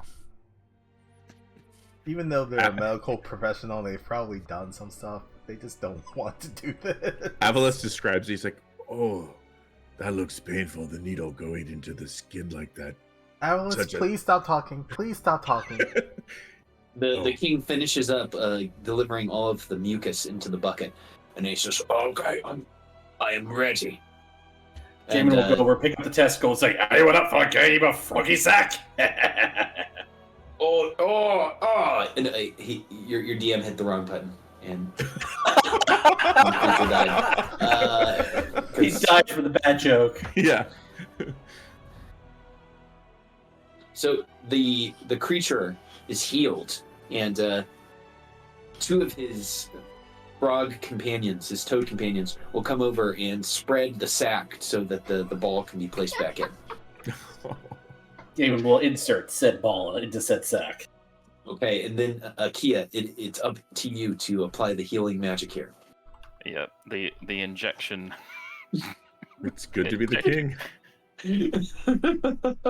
As you heal his vast deferens, I believe that is what is happening here. The king thanks you. "Oh, this was an epic battle. I thank you all for coming into my kingdom. You have given me hope and ambition to grow more powerful. Good luck with that. We're gonna hear about this in the epilogue. Oh, and also, Lex, you just can't believe this is happening, can you? Mm. God damn it. Dad humor is like the bane of Alicia. It's semi the bane of myself as well. Noted.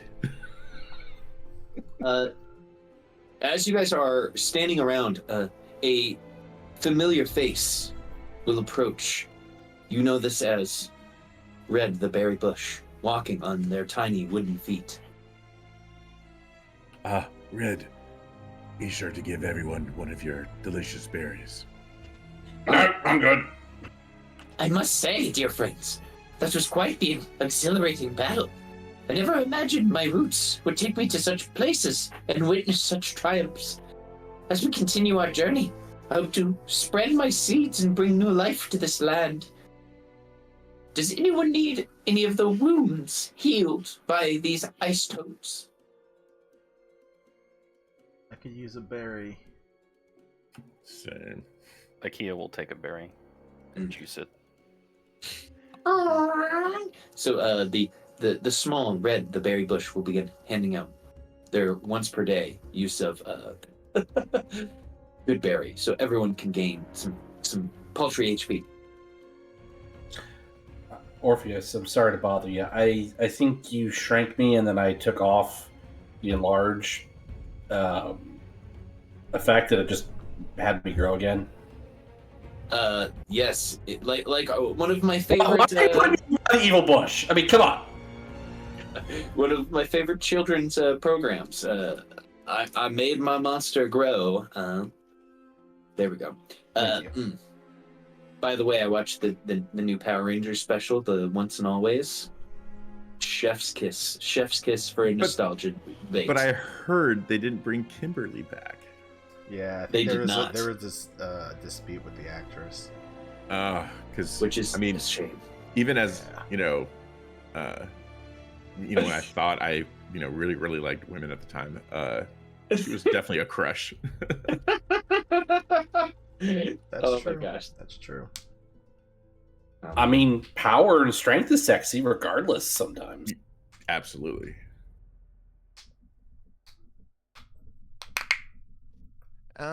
I would say Lotus would talk to anyone else on the team and the B team who's around, wanting to get her mind off of, what was going on over The there. toadsticle.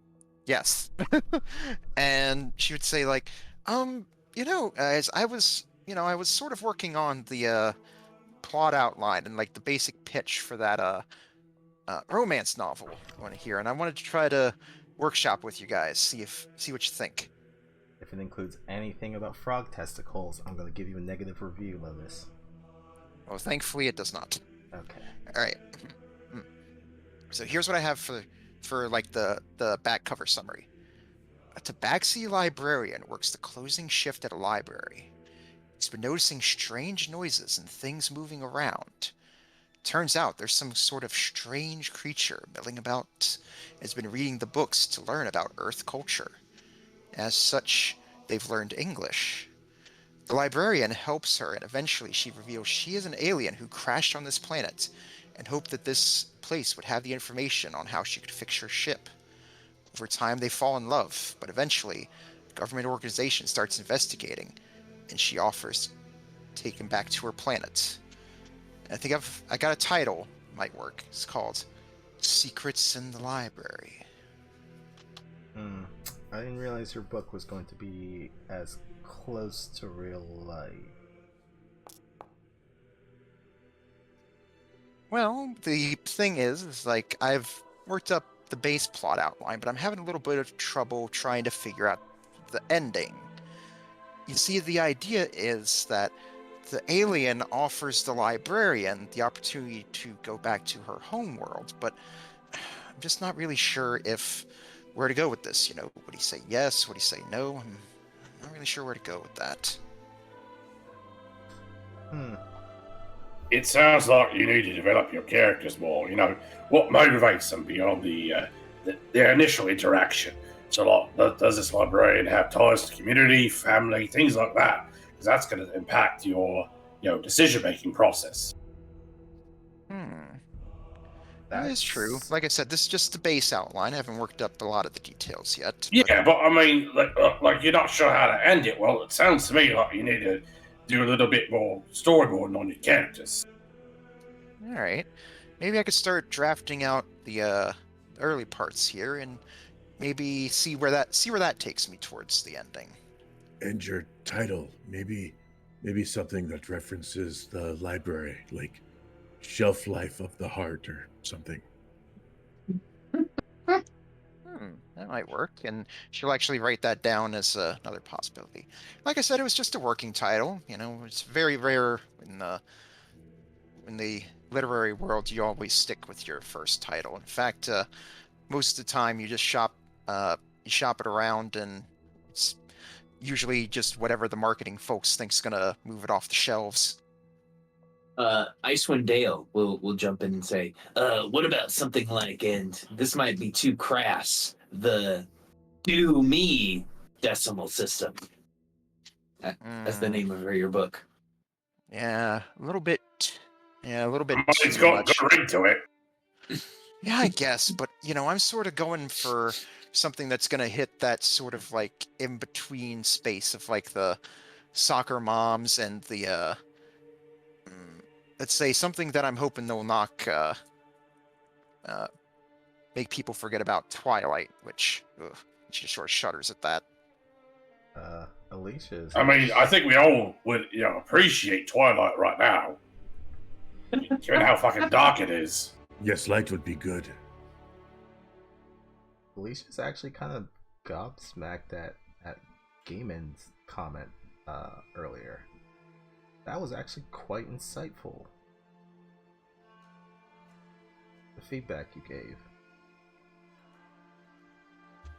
And I don't mean to say this in any mean way, but I am actually genuinely impressed on that analysis.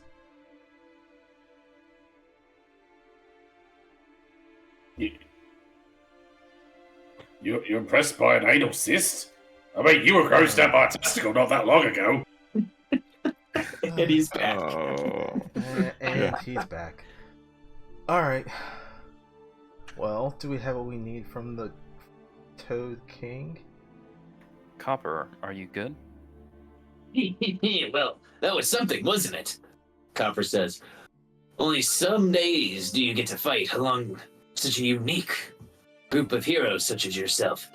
I can't wait to use the royal mucus for my latest machinations. Okay, OC, sorry to interrupt, but like with the way Avalis's token is placed, it looks like he's has a waterfall of blood coming out of his mouth. Yeah, it does, doesn't it? Do we need to just go in there real quick and apply the broom? Clean up the blood. Thank you. Clean up the blood. I'm sorry. That was an amazing happenstance of placement. Oh, for sure. My latest machination will surely be a masterpiece, and it's all thanks to you all. By the way, I haven't been able to ask you all this. And he puts up the hood to his outfit. How do you like my teddy bear costume? I think it adds just a touch of charm, don't you all? Makes you look like a fucking freak is what it does. Who the hell wants to be dressed up like a teddy bear? Just make sure we don't come across any bears in our travel. They may think you wandered from the group and want to take you home. And hunters. Aren't I dressed the same? Yeah, but you got a lot of shiny bits. I would say, Akia, what the main difference here is, you're wearing the bear more as a cloak. He is wearing like a full-on baby onesie that is a teddy bear costume. Akia doesn't understand the difference. Lou, Lou, Lou, he looks like butters. Lou, Lou, Lou, you kind of do too. Knocker will continue. Well, everyone, I actually owe you all quite a bit of coin You have given me quite a lot of mucus. You've given me the normal mucus, which I agreed to pay 100 GP for, and the king, this royal mucus, which I agreed to pay 350 GP for. So, in total, 350 gold coins I owe you all for this mucus. Oh. Wait. It was, you said 100 plus 350. That's 450. It Oh, was 100 plus 250. Yeah, 350 total. And he says, I can get that money to you all if we go back to Bryn Shander. All of my money is at, of course, the Bryn Shander Bank. That was going to be my question. Do we go straight to trying to find this ingot wagon, or do we go rest at a town and then... Good I think, considering how everyone's leaking from various holes in their bodies, we might want to keep a bit. Might I recommend we spend the night in Goodmead? It is on the way, as is Bryn Shander. If we take the approach of leaving from Bryn Shander to go to, and I'm sorry, I forget the name of that mountain, but that mountain, if we take a route directly from Bryn Shander to the mountain, we are more likely to come across the iron shipment.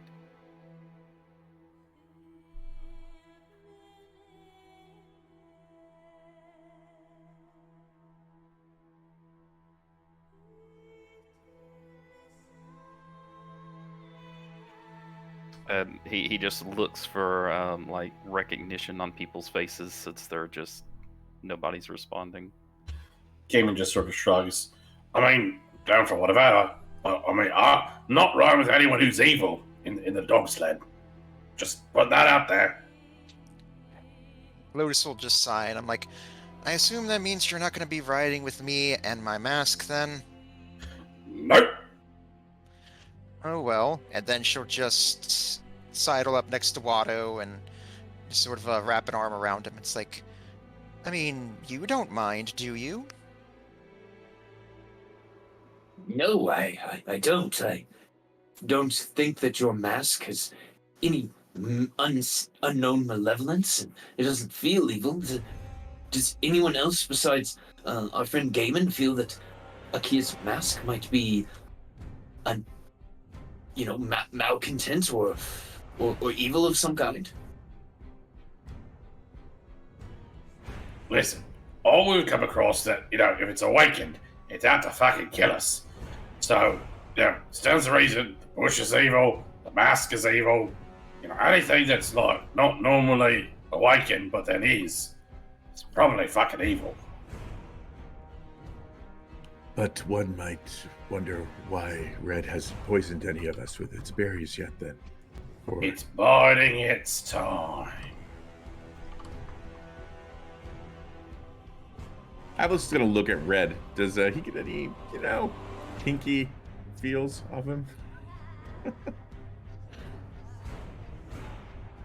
You see that the bush is kind of shivering from the cold, and it just waves its hand weakly towards you.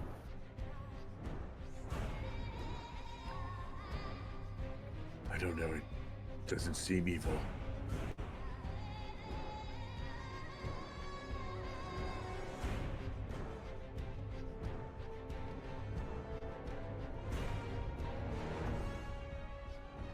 As you're pondering the evil, or potential evil, of this bush, Watto will say, The knowledge that we have gained today, everyone, is quite invaluable. The battle with the Ice Stone King and his minions were but a page in the great story of our adventures. And their defeat has taught us much about the world around us. If you allow, I would like to record our tale for when the library of Bryn Shander opens again, and I will include it in, the heroic annals of the heroes of Icewind Dale.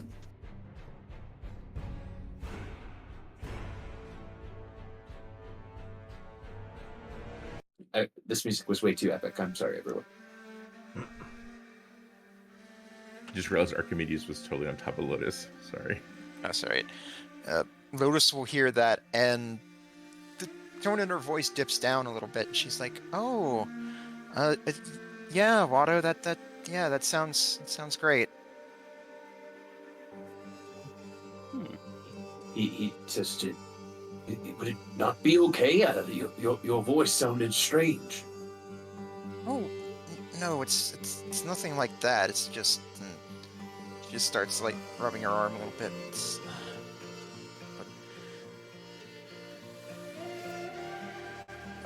But it's just that you know how I'm not from here, of course, right? He nods.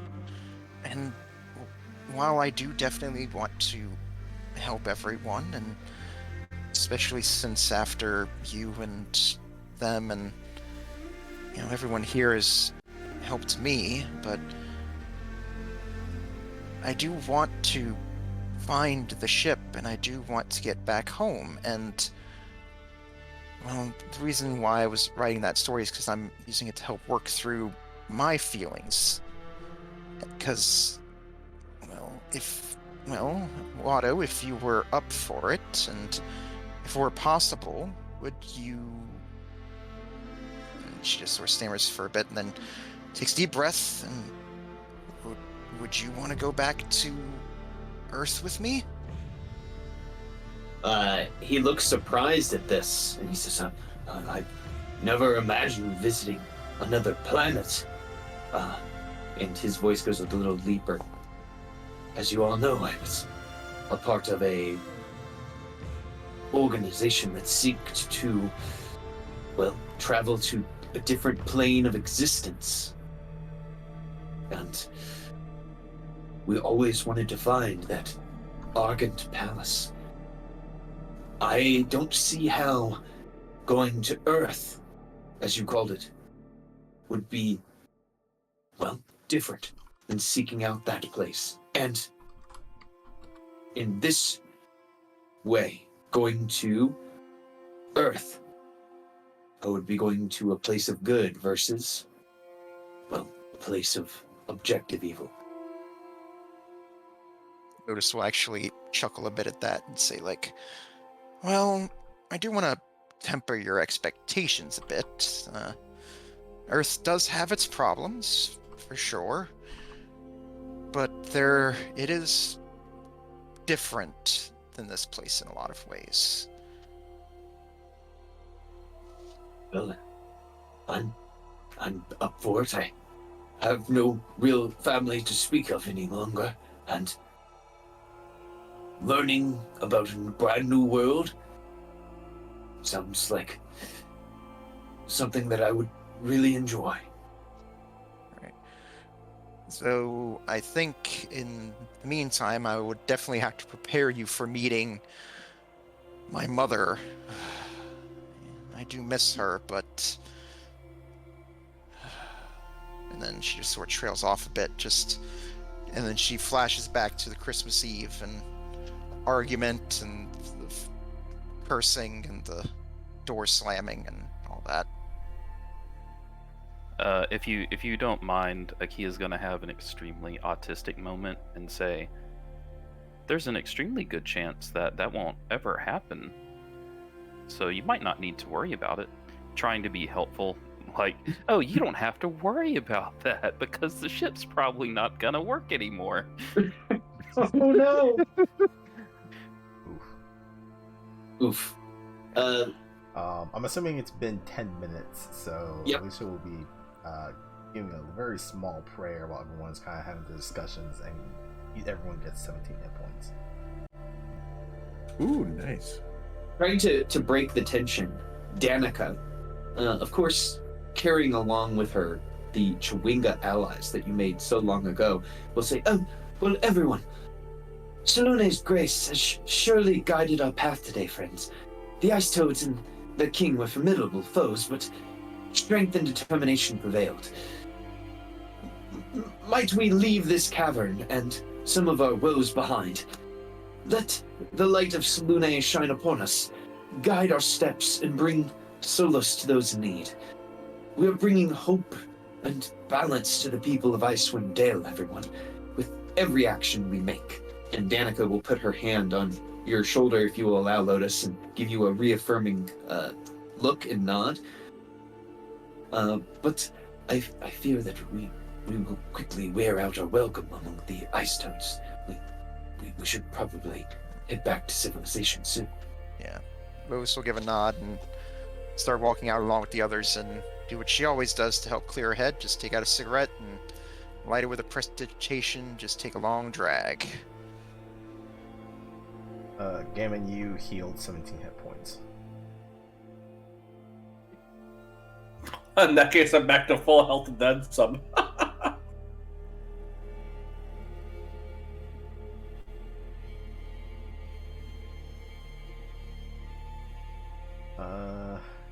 And Alicia would be remiss of at least not checking on the ice toad to make sure their injury is going to heal properly.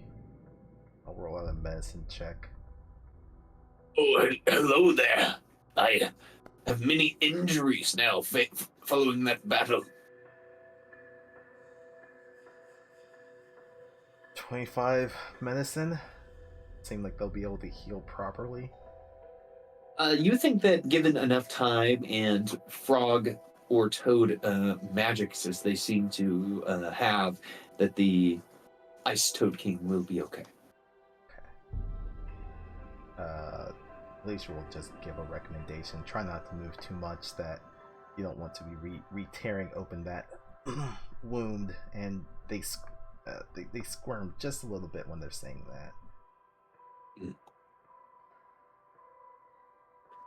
And the king will say, I thank you for your battle and for your medicine.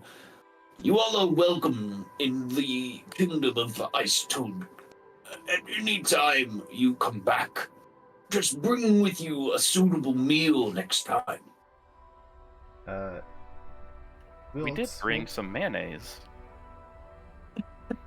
A meal. I don't think that's a meal. I think we'll take you up on that IOU later. And sorry for your dead friend over there. It is okay. We entered into a battle for honor. He will now rest in Frog Hollow with the other warriors of the Ice Toads. Oh my god. Ah, so you do have an afterlife. That's good to know. I hope that other toad comes back and starts spreading the tale of delicious mayonnaise. Yes, our god Toadin has long been in our mythos. Oh my goodness. And his son Fror. So what you're saying is Cool Eyes Toad Butcher went off to the Hoppy hunting ground? Mm-hmm. And how is everyone so good at puns? I don't understand it. We're all just fucked in the head. It doesn't make any sense. You have to be fucked in the head. I think that's a requirement. See, Matthew, you gotta dig deep into your daddy powers. You are deep with daddy magic. Just start to siphon it from. I mean, I have dogs. That doesn't really make me a father. I have no children. No human children. I claim my fur babies. Pets. Yeah. To continue the scene here, a guard that you all recruited in your first adventures here in Icewind Dale, that you have brought with you, Blarton Bladehelm, puts his arm around Gaiman's shoulders. Is he tall enough to do that? He has a step stool. He has to bring a step stool with him to do that. Carries it with him everywhere. It's part of his adventure kit. Wow, I haven't seen action like that since, we fought off that group of undead. It's a pleasure to be such a integral member to such a skilled team as this. Eamon, it was a pleasure to watch you work. Yeah. The trick is to get them where they're least expected. So he thought that I was doomed being swallowed, but little did he know that he was put me right where I needed to be to kick his ass. Eki is taking notes.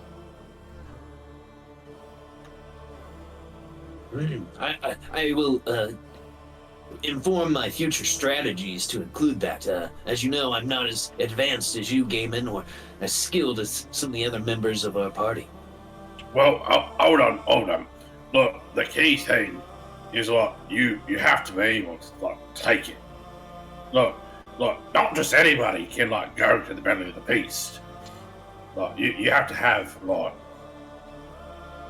huge fortitude in order to be able to do something like that. You know what I'm saying? Yes. It's not necessarily all about your physical size, but the size of your will. Yeah, but I mean, you also have to be capable of taking a punishment. So, but yeah, it's not the size. It's the will to fight and the ability to take a punishment. So it's not how big you are; it's how you use it. God damn it, Clark. I feel like we're talking about something else, but yeah. I maybe I've heard this said a different way. Ikea, correct me if I get this wrong. It's not the size of the fight in the dog. It's the size of the dog in the fight. Yeah, but if you're a Chihuahua, you're kind of well fucked. That's true. You guys hear the King of the Ice Toads continuing to talk, maybe in a stupor. He says, and we always fear devious actions from the stepson of Toadin, Croaky. He is a devious one. Is that Croaky?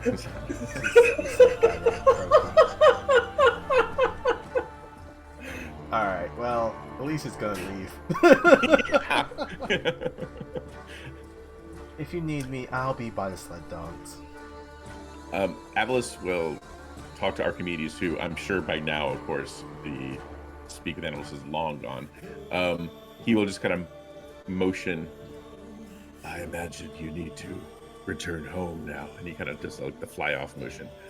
But if you are willing, And he kind of waves the ocarina. I will call again if you hear. Thank you for your service and friendship.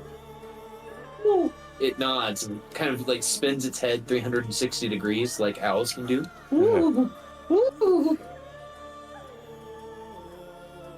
Honestly, I'd love to hear more about the lore, but Gaiman is bored and he's wandering off.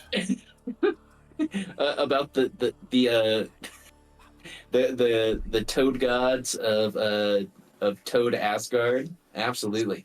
I mean, totally, I'm down for it. It's just it with Gaiman's attention span and his low intelligence, it's just not happening. Hmm. I love it. Well, the toads wish you well, and you all can exit the cavern and head back to your sled to begin your journey back to, I imagine, Dugan's Hole, and then further into the lair, further into the Dale. Did that count as a short rest? All of that and all the stuff. I will allow it. Yes, you can have a short rest.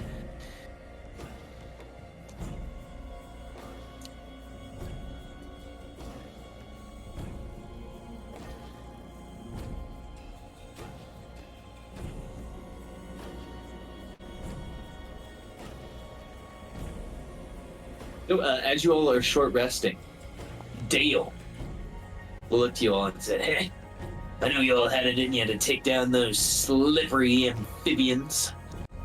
The way you battled through those conditions was like watching a pack of wolverines hunt down a chicken.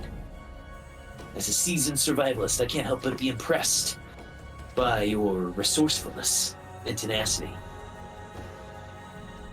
It's like I'll speak up to Dale and say, like, well, that line I said to the Toad King, it's like, I have to admit that's not one I came up with on my own. I saw it in a and she quickly corrects herself, a play, you see, about a group of sorcerers who were ostracized from society, but who still valiantly fought to be treated as equals. Well, why were they so ostracized? We don't necessarily do that here in Faerun with sorcerers. Well, it's mostly for people who did not have these abilities. They would say it was out of fear. Fear does strange things to people, but I always find it always helps to empathize with others, to understand them, that we all have more in common than we have different.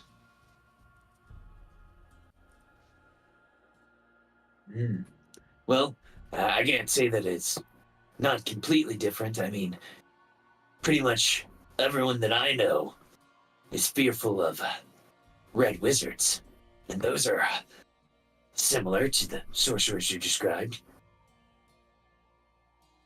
Yeah, Are we not? He asks the crew. She just sort of rubs her chin, remembering some of the info she read in the library about them.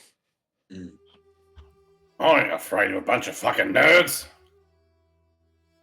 Gamer does not fully understand just how dangerous the red wizards are. Well, Fae is a very complicated nation, but also one that's very dangerous. In any case, should we... So, sorry, DM, did we have to go west from Dugan's Hole to go here?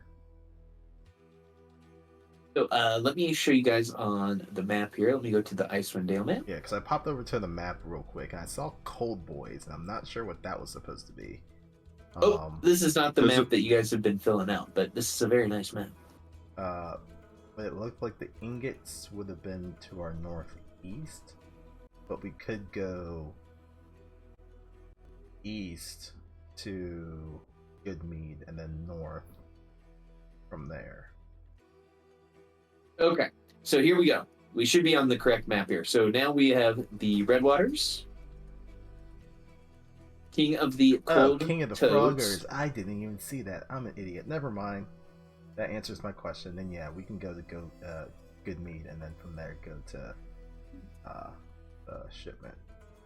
Well, I was just putting it on Redwaters. I don't know where on Redwaters we are. This is perfectly okay with me, your DM, that it was along the coast, somewhere halfway between Dugan's Hole and Goodmead. Then what the hell is Cold Boys? Is that supposed to be the... That was the Winter Wolves. Winter Wolves. Oh. Okay. Here's a question. Did you guys know that you can pick up the digital dice and mess with them? Move with them? Yeah. I love doing that. It doesn't affect. Listen, rolls. you follow your dice on your own time. This is our time. We're going back to when Gaiman was tickling the handle of his axe in front of everyone. Okay, so you guys are all back on your Touche, sir, touche. On your sleds, and you are able to leave the caverns of the ice toads. You would pass the ice toad that is still trying to eat all of the mayonnaise that you gave him earlier, which is amazing. So you are all on your sleds, and let me see here. Do I have my moving sled map? Atlas would like to maneuver into the same sled as Alicia.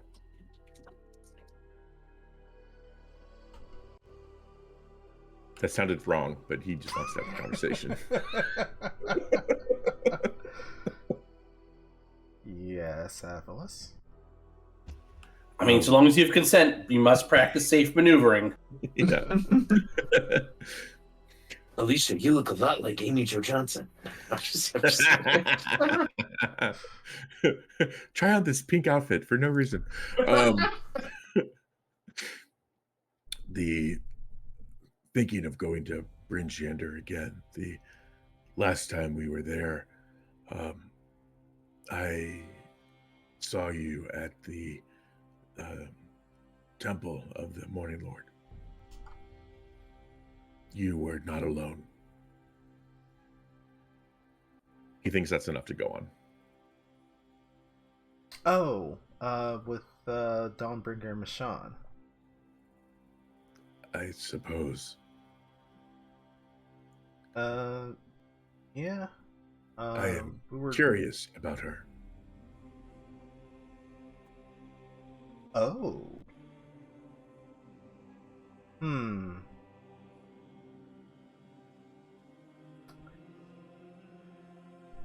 Well, there were a couple of different topics that we were talking about, but your name did come up in one of those. I think because when we went to Brenshander, it was the first time that we had you as part of the group. So she was wondering who you were. I told her that you were the Thane of Dugan's Hold, and you were assisting us. But you're, tall, chiseled, and mysterious, so there's still much to learn about you. What you said of being Thane was all true. I'm very short for a Yeti, but you believe yourself to be a Yeti. I mean, I know I am different, of course. My people, I have seen them in the book that I gave away, but I know that I am not originally a Yeti, but I consider myself one of them now. True. I've only heard stories of individuals who have grown up in the wild amongst other animals. There was a story, I think, in Candlekeep that went by the name of Tarzan. Interesting. I have not heard of this story. Long story short, a man who was orphaned in the jungle grew up among apes, and then encountered a human woman and started to learn about human society and whatnot. That sounds very similar, as you said, to my story. Just some small details changed for copyright reasons. Yes, the Yetis and the apes seem to have been swapped.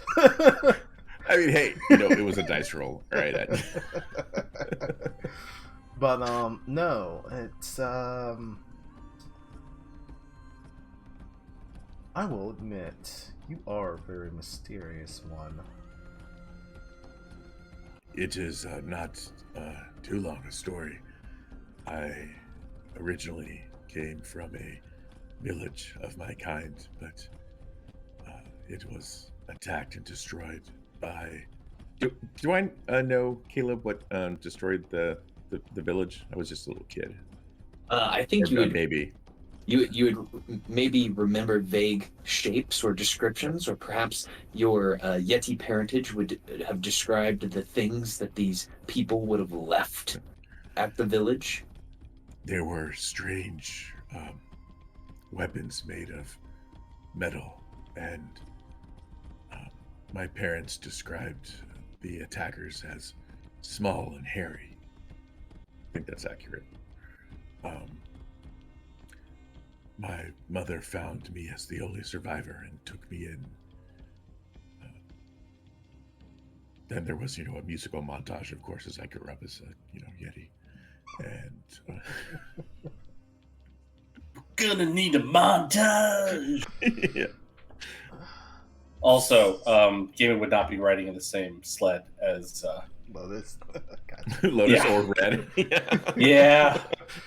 Sorry, guys. So if we're playing musical chair, I guess Red the Berry Bush would be in the Would be one down with at the Lotus. south, yeah. The evil sled. The quote evil sled. Yes. Allegedly. Yeah. You're But only you're- kind of evil. Quasi-evil. Evil light. So we have the quasi-evil sled, we have the deity sled, and then we just have miscellaneous. Yeah. Well, you got the crafter sled because you got Crafter the Kuma sled. Ah, right. As you all are riding, you notice something strange as your sled dogs begin to race across the frozen expanse of the red waters. The howling wind and crunch of the snow beneath the sled runners begin to fill your ears. The region of Icewind Dale stretching out around you. The stark beauty, captivating and foreboding. The breath fogging the air, and you can feel the cold biting at your skin. Suddenly, your dogs begin to slow their pace as your lead dog begins to whine and growl, its ears perking up as it gazes out on something in the distance. Those will call out, "What is it, Danhausen?" It is not barking, it is almost whimpering and squinting against the swirling snow. You all can see an enormous figure emerging from the white veil. As its form draws clear, a quadrupedal creature covered in thick white plumage almost seamlessly blends with the landscape. And I know that we're doing a lot of like map switches here, but let me take you to a different map where you see a creature staring back at you that looks like this. Its fierce amber eyes staring at you. And I wanna ride it. It seems to slow for a moment. I thought nothing. Never mind. I don't want to say that. The snow and wind almost become non-factors to you. And all you can hear for the moment is the beating of your own heart as you see this owl bear, a snowy owl bear. It lets out a cry somewhere between a predatory bird and a bear's growl, kind of mixed between. So I know that an owlbear is a monstrosity. Mm-hmm. However, would you allow speak with animals to be able to speak with an owlbear? Absolutely. That'd be dope. Okay, then I will. I used my natural recovery, by the way, to recover a couple of first level spell slots. But I will cast speak with animals at first level. Why would I do that? Second. Avlis will try to get its attention and say, "Noble creature, we mean you no harm." And no harm will I mean you.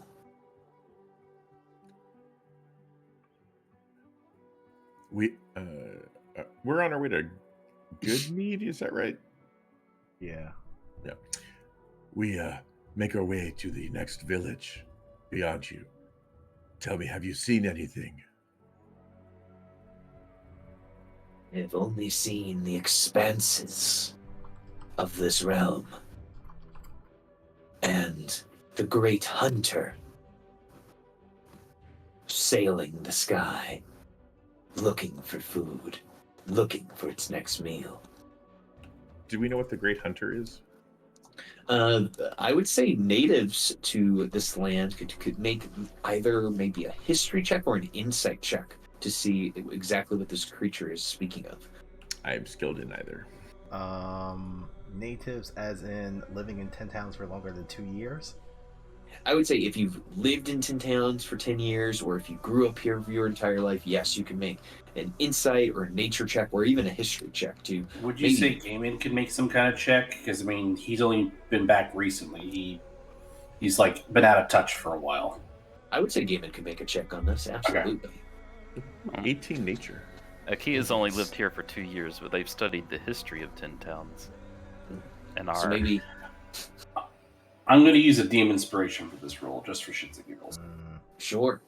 Would you? Alicia's only been in the region for 2 years. Would you allow a history check but at disadvantage? Absolutely. That sounds fair to me. Woohoo! 20. Oh, your first roll was dope. Yeah.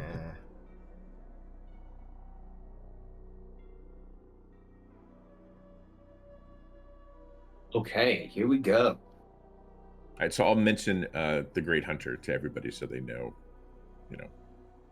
the mention. This sparks maybe a primal fear in you. You have heard a creature known by that name. It also goes by a different name, the White Worm. Arvituras. Arvituras. Man, that is a hard name to say. Is known along Icewind Dale as the most fearsome predator that stalks these lands. A ancient white dragon. Oh crap! Is there a rumored lair? We know the mountain. I guess. No, unknown. Unknown. The owlbear will say, "Be quick and don't dawdle long. I intend to find shelter soon." Are you hungry? Always hungry. I probably should have checked if I have anything to give it first. Oh, I have 8 rations. Does it want? I try to pull any meat out of a couple of the rations, and I'll say I'll just give him 2 rations, whatever I have. He will take it. Safe journeys, my friend. What was the name Safe of this journeys. creature? It's a snowy owlbear. No, sorry, the Great Hunter. Oh. I will put it in the chat here. It is one of those Forgotten Realms dragon names. Another A word. So many A names. I know, right?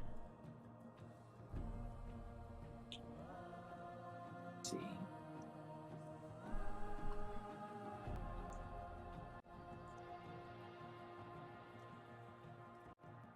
The snowy owlbear will bow its head to you all after it eats its 8 rations. Okay, it's Arve a Choras. Arve a Choras.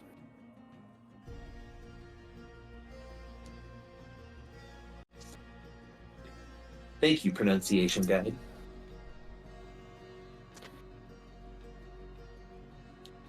And the snowy white owlbear will continue off into the darkness to avoid being picked up by an ancient white dragon and ate like a popsicle.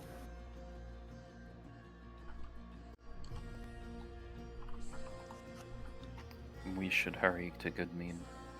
Agreed. And I'll kind of tell, was it Zephyr? Was that Zenith? I'll tell Zenith to make all haste, unless he wants to get eaten. Zenith turns to you, Mother? Big white dragon. Mush. As it does a kind of a Scooby-Doo salute to you, and will begin taking off here towards the land of Goodmead. Now, as you all are riding, Gaiman, the reaction that you had to the story, would that have been visible towards Avalis. Would Avalis been able to see that? Because Avalis does have an incredibly high passive perception. I would think so, yeah. I mean, we're not presently in the same sled, but at the time when we were shuffling things around, we were. So, Avalis, you would have noticed that. I'm moving us back to the Yeah. to the running on the tundra map. We'll have the bear running next to the sled. Gaiman, do you have, as they say, history with the great worm? Or the white worm? It's not the worm that I got history with. I'm too sober to have this conversation right now. Once we get settled somewhere, I have some. You and I need to have a birch drink. sap. I hold out the fermented birch sap water skin to him if he wants to take a swig. It's Thanks, not evil. No, I'm not worried about being evil. I mean, shit, or drinking stuff that'll make you go blind. Now's just not the time. Very well. I will continue to watch the breakdancing polar bear.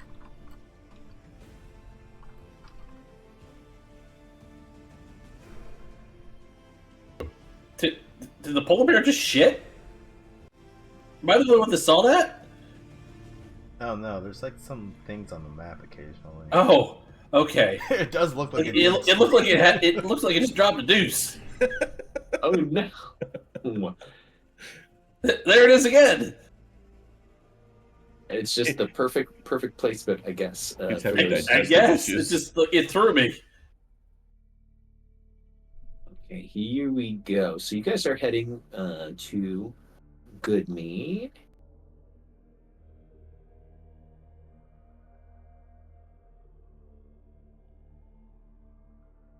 So as you guys are heading to Goodmead,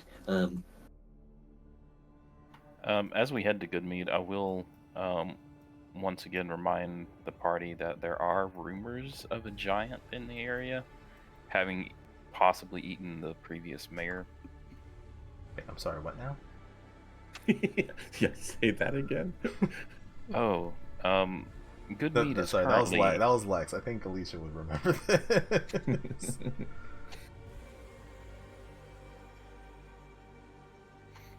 Yeah, so Goodmead is currently mayorless. The rumor is that the previous mayor was eaten by a giant. Is this perhaps the same giant that was near Dugan's Hole? Something with a G. It's just a rumor. We haven't been able to. The one you're talking about is Garagai? Garagai? Yeah, that was it. Yeah. How recent was this? I guess death of the speaker. Or about 2 months ago. so for death of the speaker of Goodmead here, boop.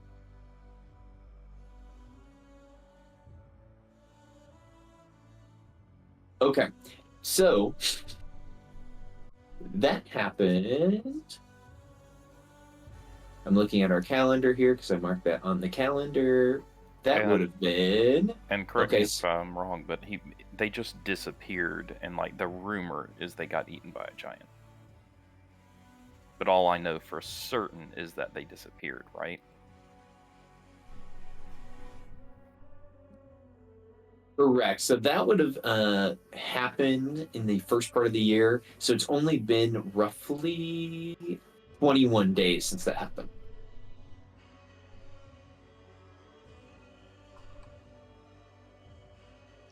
So, Kia, how does Goodmead decide on its mayor?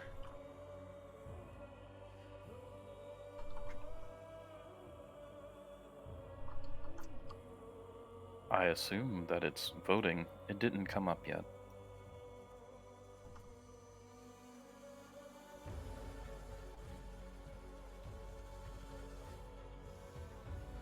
You guys are speaking about this, and you would hear a voice call out in the darkness from your friend Danica. Oh, most of the towns to elect a new speaker, there's an election. You know, everyone has time to plead their case and speak with everyone in town to gain following and, you know, and make any deals that need to be done. And then there's a vote that is to be had, and then a new speaker is elected. It's not often that speakers change, do they? Or at least for the time that I've been here, I don't recall there being many changes in office. Well, if someone becomes a speaker of a 10 town, they often want to keep the job for as long as possible. Unless Lack of there's- term limits, and Bo starts writing that down. Where I'm from, we kind of did away with that. Led to a lot of problems.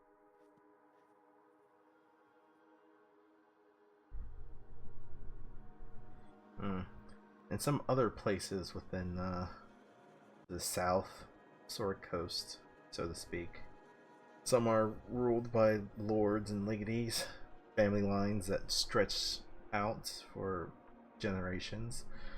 Some are also ruled by an overarching council of many individuals who are also elected. It kind of varies, depending on where you are. Or since I'm riding in a sled, can I make crafting checks while traveling in a dog sled? Yes, and it will roughly only take you guys 1 hour to get to Goodmead because of the dog sled and its close proximity to Dugan's Hole. So if you're going to do a crafting, I think you could probably do 1 check. Okay. I am going to work on a little project. Oh, what are all these? Okay.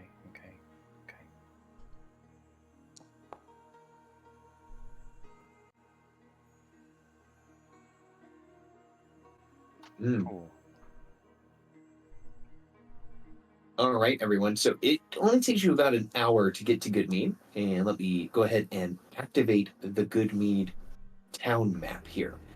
Now, perhaps Akia shares this information. Perhaps it is one of your companions. But Goodmead was actually founded by immigrants from Schultz and the Wilhelm Reach. Goodmead is nestled between Redwaters and a nearby evergreen forest. The town has squat dwellings adorned with carvings of dinosaurs and serpents. But all of those dwellings are overshadowed by the 2-story structure of the Mead Hall. Its eaves are carved and painted to resemble wyverns. As honey is the key ingredient in mead, the town literally buzzes with the droning of bees. Is this down here the... Oh, that's probably something to do with the boats. This is the mead hall here. Now, every tavern in Icewind Dale is accustomed to receiving regular mead deliveries, and Goodmead can't produce or deliver its mead quickly enough. All of the deliveries have been halted because, unfortunately enough, the speaker of Goodmead was murdered.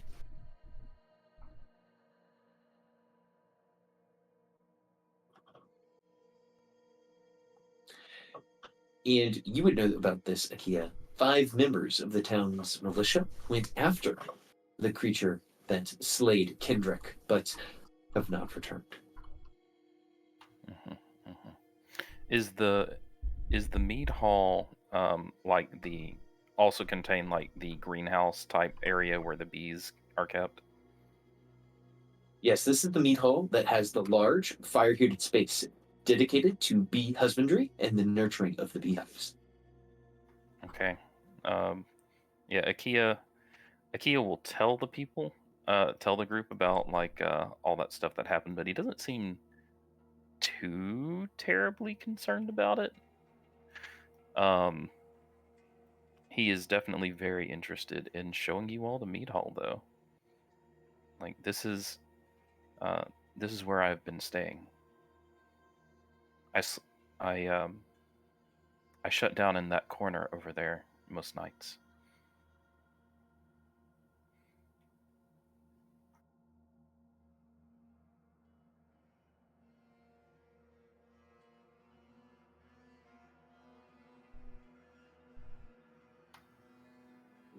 I find the buzzing of the bees to be very pleasant, blocks out other noises. Like white noise. You might say the bee hall's abuzz with unbelievable entertainment. Alright, I'm leaving. That was intense. I mean, wouldn't it technically be like yellow noise? Since it's not, bees are yellow and black. For some reason, when I hear the phrase yellow noise, it sounds like something that if you listen to it, it makes you urinate. That would be from your friend Icewind Dale. Now, other places of interest here in Goodmead, besides the mead hall, is also the Shrine of the Flaming Sword. What's that, DM? Is there an actual flaming sword there? I'm curious. There is a shrine to the god, Tempest, who is the god of war, here in Goodmead. Oh. And there's said to be a beautiful statue of Tempest within. Gaming is intrigued. Are they of the same pantheon as the Fender? Recall. Quickly just checking that here. Yes, he is within the same pantheon. Okay. Alicia may want to go visit there. Same for Avalos. You had gaming at Flaming Sword.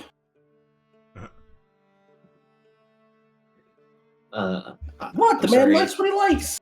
I'm sorry, Akia, if you were like, man, everyone, let's go see the bees. And then you told them about the Flaming Sword place, and they're like, wait, we want to go there. That sounds dope. Well, hold on a second. Is the mead hall, does that also double as like a tavern/inn? Yes, it is like a one-size-fits-all kind of deal for that. Okay, perfect. Then we'll definitely come back to the mead hall. Well, I mean, the Flaming Sword, is it like attached to the shrine? I mean, if it's not going anywhere, I can look at it later. I mean, we do have to sleep at some point, so...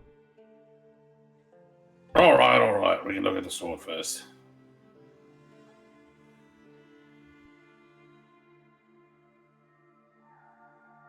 But then, we definitely need to go back to the mead hall.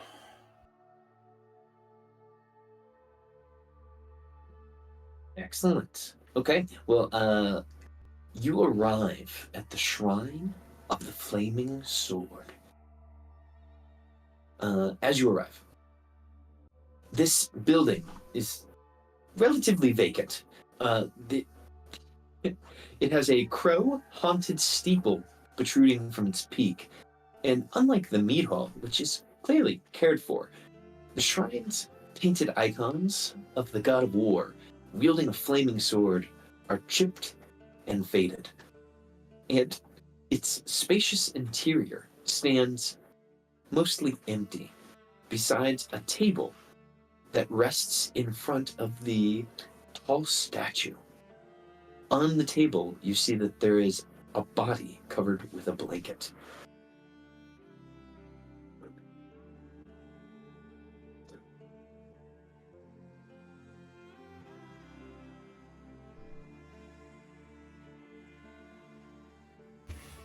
Oh, shit, somebody died.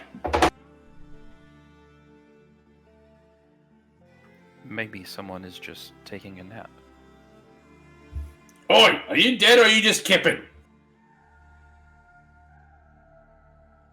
And here, I will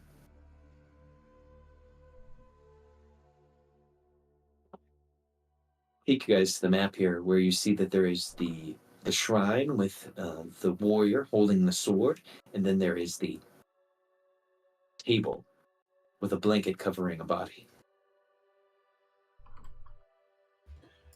So OOC, it looks like there's blood. I don't know if Game would necessarily pick up on this. I mean, is it supposed to look like that? Yes. Okay. All right. In that case, Gaiman's going to stalk up forward. Oh, I'm bringing camera doge. Hold on. So Gaiman's going to go forward and he has no sight. Oh, yes. There is no natural light in this place, so someone will have to go light the way for. Okay, Gaiman he's there. got Lucille, although that's like a ridiculous amount of light that I'm putting out. He'll pull out Lucille and he'll go up and it'll take the blanket off. It's like, Oh, I'll see a question, mate. As you pull the blanket off, you see the nude body of a dead man in his 40s. A giant of a man. You see he has 3 large gaping holes in his chest. And his eyes are basically rolled back into his head, mouth slack-jawed. This is a dead man. Can we I'll come determine over. Do I recognize them? Yes, that is Speaker Kendrick Reelsbarrow. Oh, I guess he's no longer disappeared. were the wounds made by an animal, or can I make a nature check instead of medicine to determine?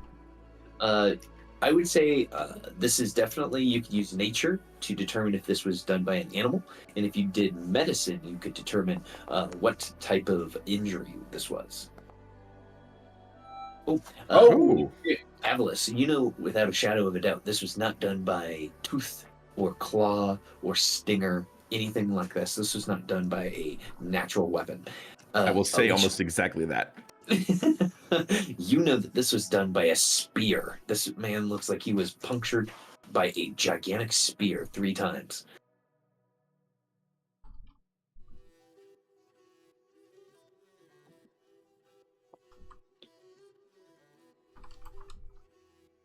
It appears that he almost died on impact for the first spear wound that pierced his heart. What was the name of this individual that Akia recognized? I will put it in chat. Speaker Kendrick Reelsbarrow. And he is a giant of a man in every way that is applicable to a naked male body. Oh my. Yeah, Lotus has got her notebook out, and being that back in Baltimore she worked the crime beat, this is not the first autopsy she's seen, but she'll look over her notebook and say, looks like someone was either doing an autopsy or preparing them for burial, and didn't quite finish. I so thought you were going to deliver a CSI Horatio one-liner there. Nah, you guys have got all the pun energy tonight. Okay. You're feeling a bit punished there. Punished by this. So as you guys look at this body and you see its wounds, you see that you're in this the shrine. This is a perfect spot for us to go back to the start page, and we will close for tonight as you guys see that there is a murdered speaker and a giant that potentially killed him. There is many things here to investigate. However, there is also a shipment of ingots to collect. There's so many things that you guys could potentially do. I swear, that's going to be the last thing we do in this campaign, is to go find those damn ingots. You're going to have gone and ended the internal rhyme. You're going to have hunted down the white worm, and then you're like, it's gonna be in our epilogue that we decide to go and grab the ingots. Yeah, it's like Watto and I are just flying off, and then I'm just like, wait, did we ever get those ingots? Iron's like one of the cheapest metals too, so it's like 500 pounds for like 50 gold or something. 1,000 pounds. As you guys would have pulled off that guy's blanket, Blarton would have appeared next to one of you and said, if we need to find who murdered this creature, well, it's purely elementary. My spear, Akia, will find who did it. And then the CSI theme will play as he tries to make a pun. Cool. So we will be meeting up next week on the 12th for our next game of Rime, and you guys can figure out exactly which thread you want to pull on as you are adventuring across the Dale. The 12th is one day after my birthday, because my birthday is the 11th next week. So we'll see. Oh, go ahead. So I was gonna say, so you're giving your monsters deep inspiration? Oh, that All would of them? not be that would not be fair. That wouldn't be fair at all. Well, I mean, it would certainly make things harder, but I mean, you give us deep inspiration. Oh, Birthday inspiration. I could give out some birthday inspiration. That is a good idea. I will ponder it and think it. I am glad that you guys were all here tonight, and I'm glad that we were able to play and see some snowy owlbears. If you guys need me for anything, hit me up on the Discord. Otherwise, I'm gonna head to bed. Thank you. Good night, everyone. I hope you had a good evening, good night playing. I hope you guys have a good weekend. Bye, everybody. Thanks for running. All right, good game. Good night. Night. And thanks everyone for tuning in. Catch you next time. Sorry for all the puns. Oh no. I'm not. I'm gonna get this last one on recording. Dented Pockets in chat said looks like someone got straight to the point and then put in yeah. All right, that's it. All right, ending the stream. Thanks. Catch you guys later.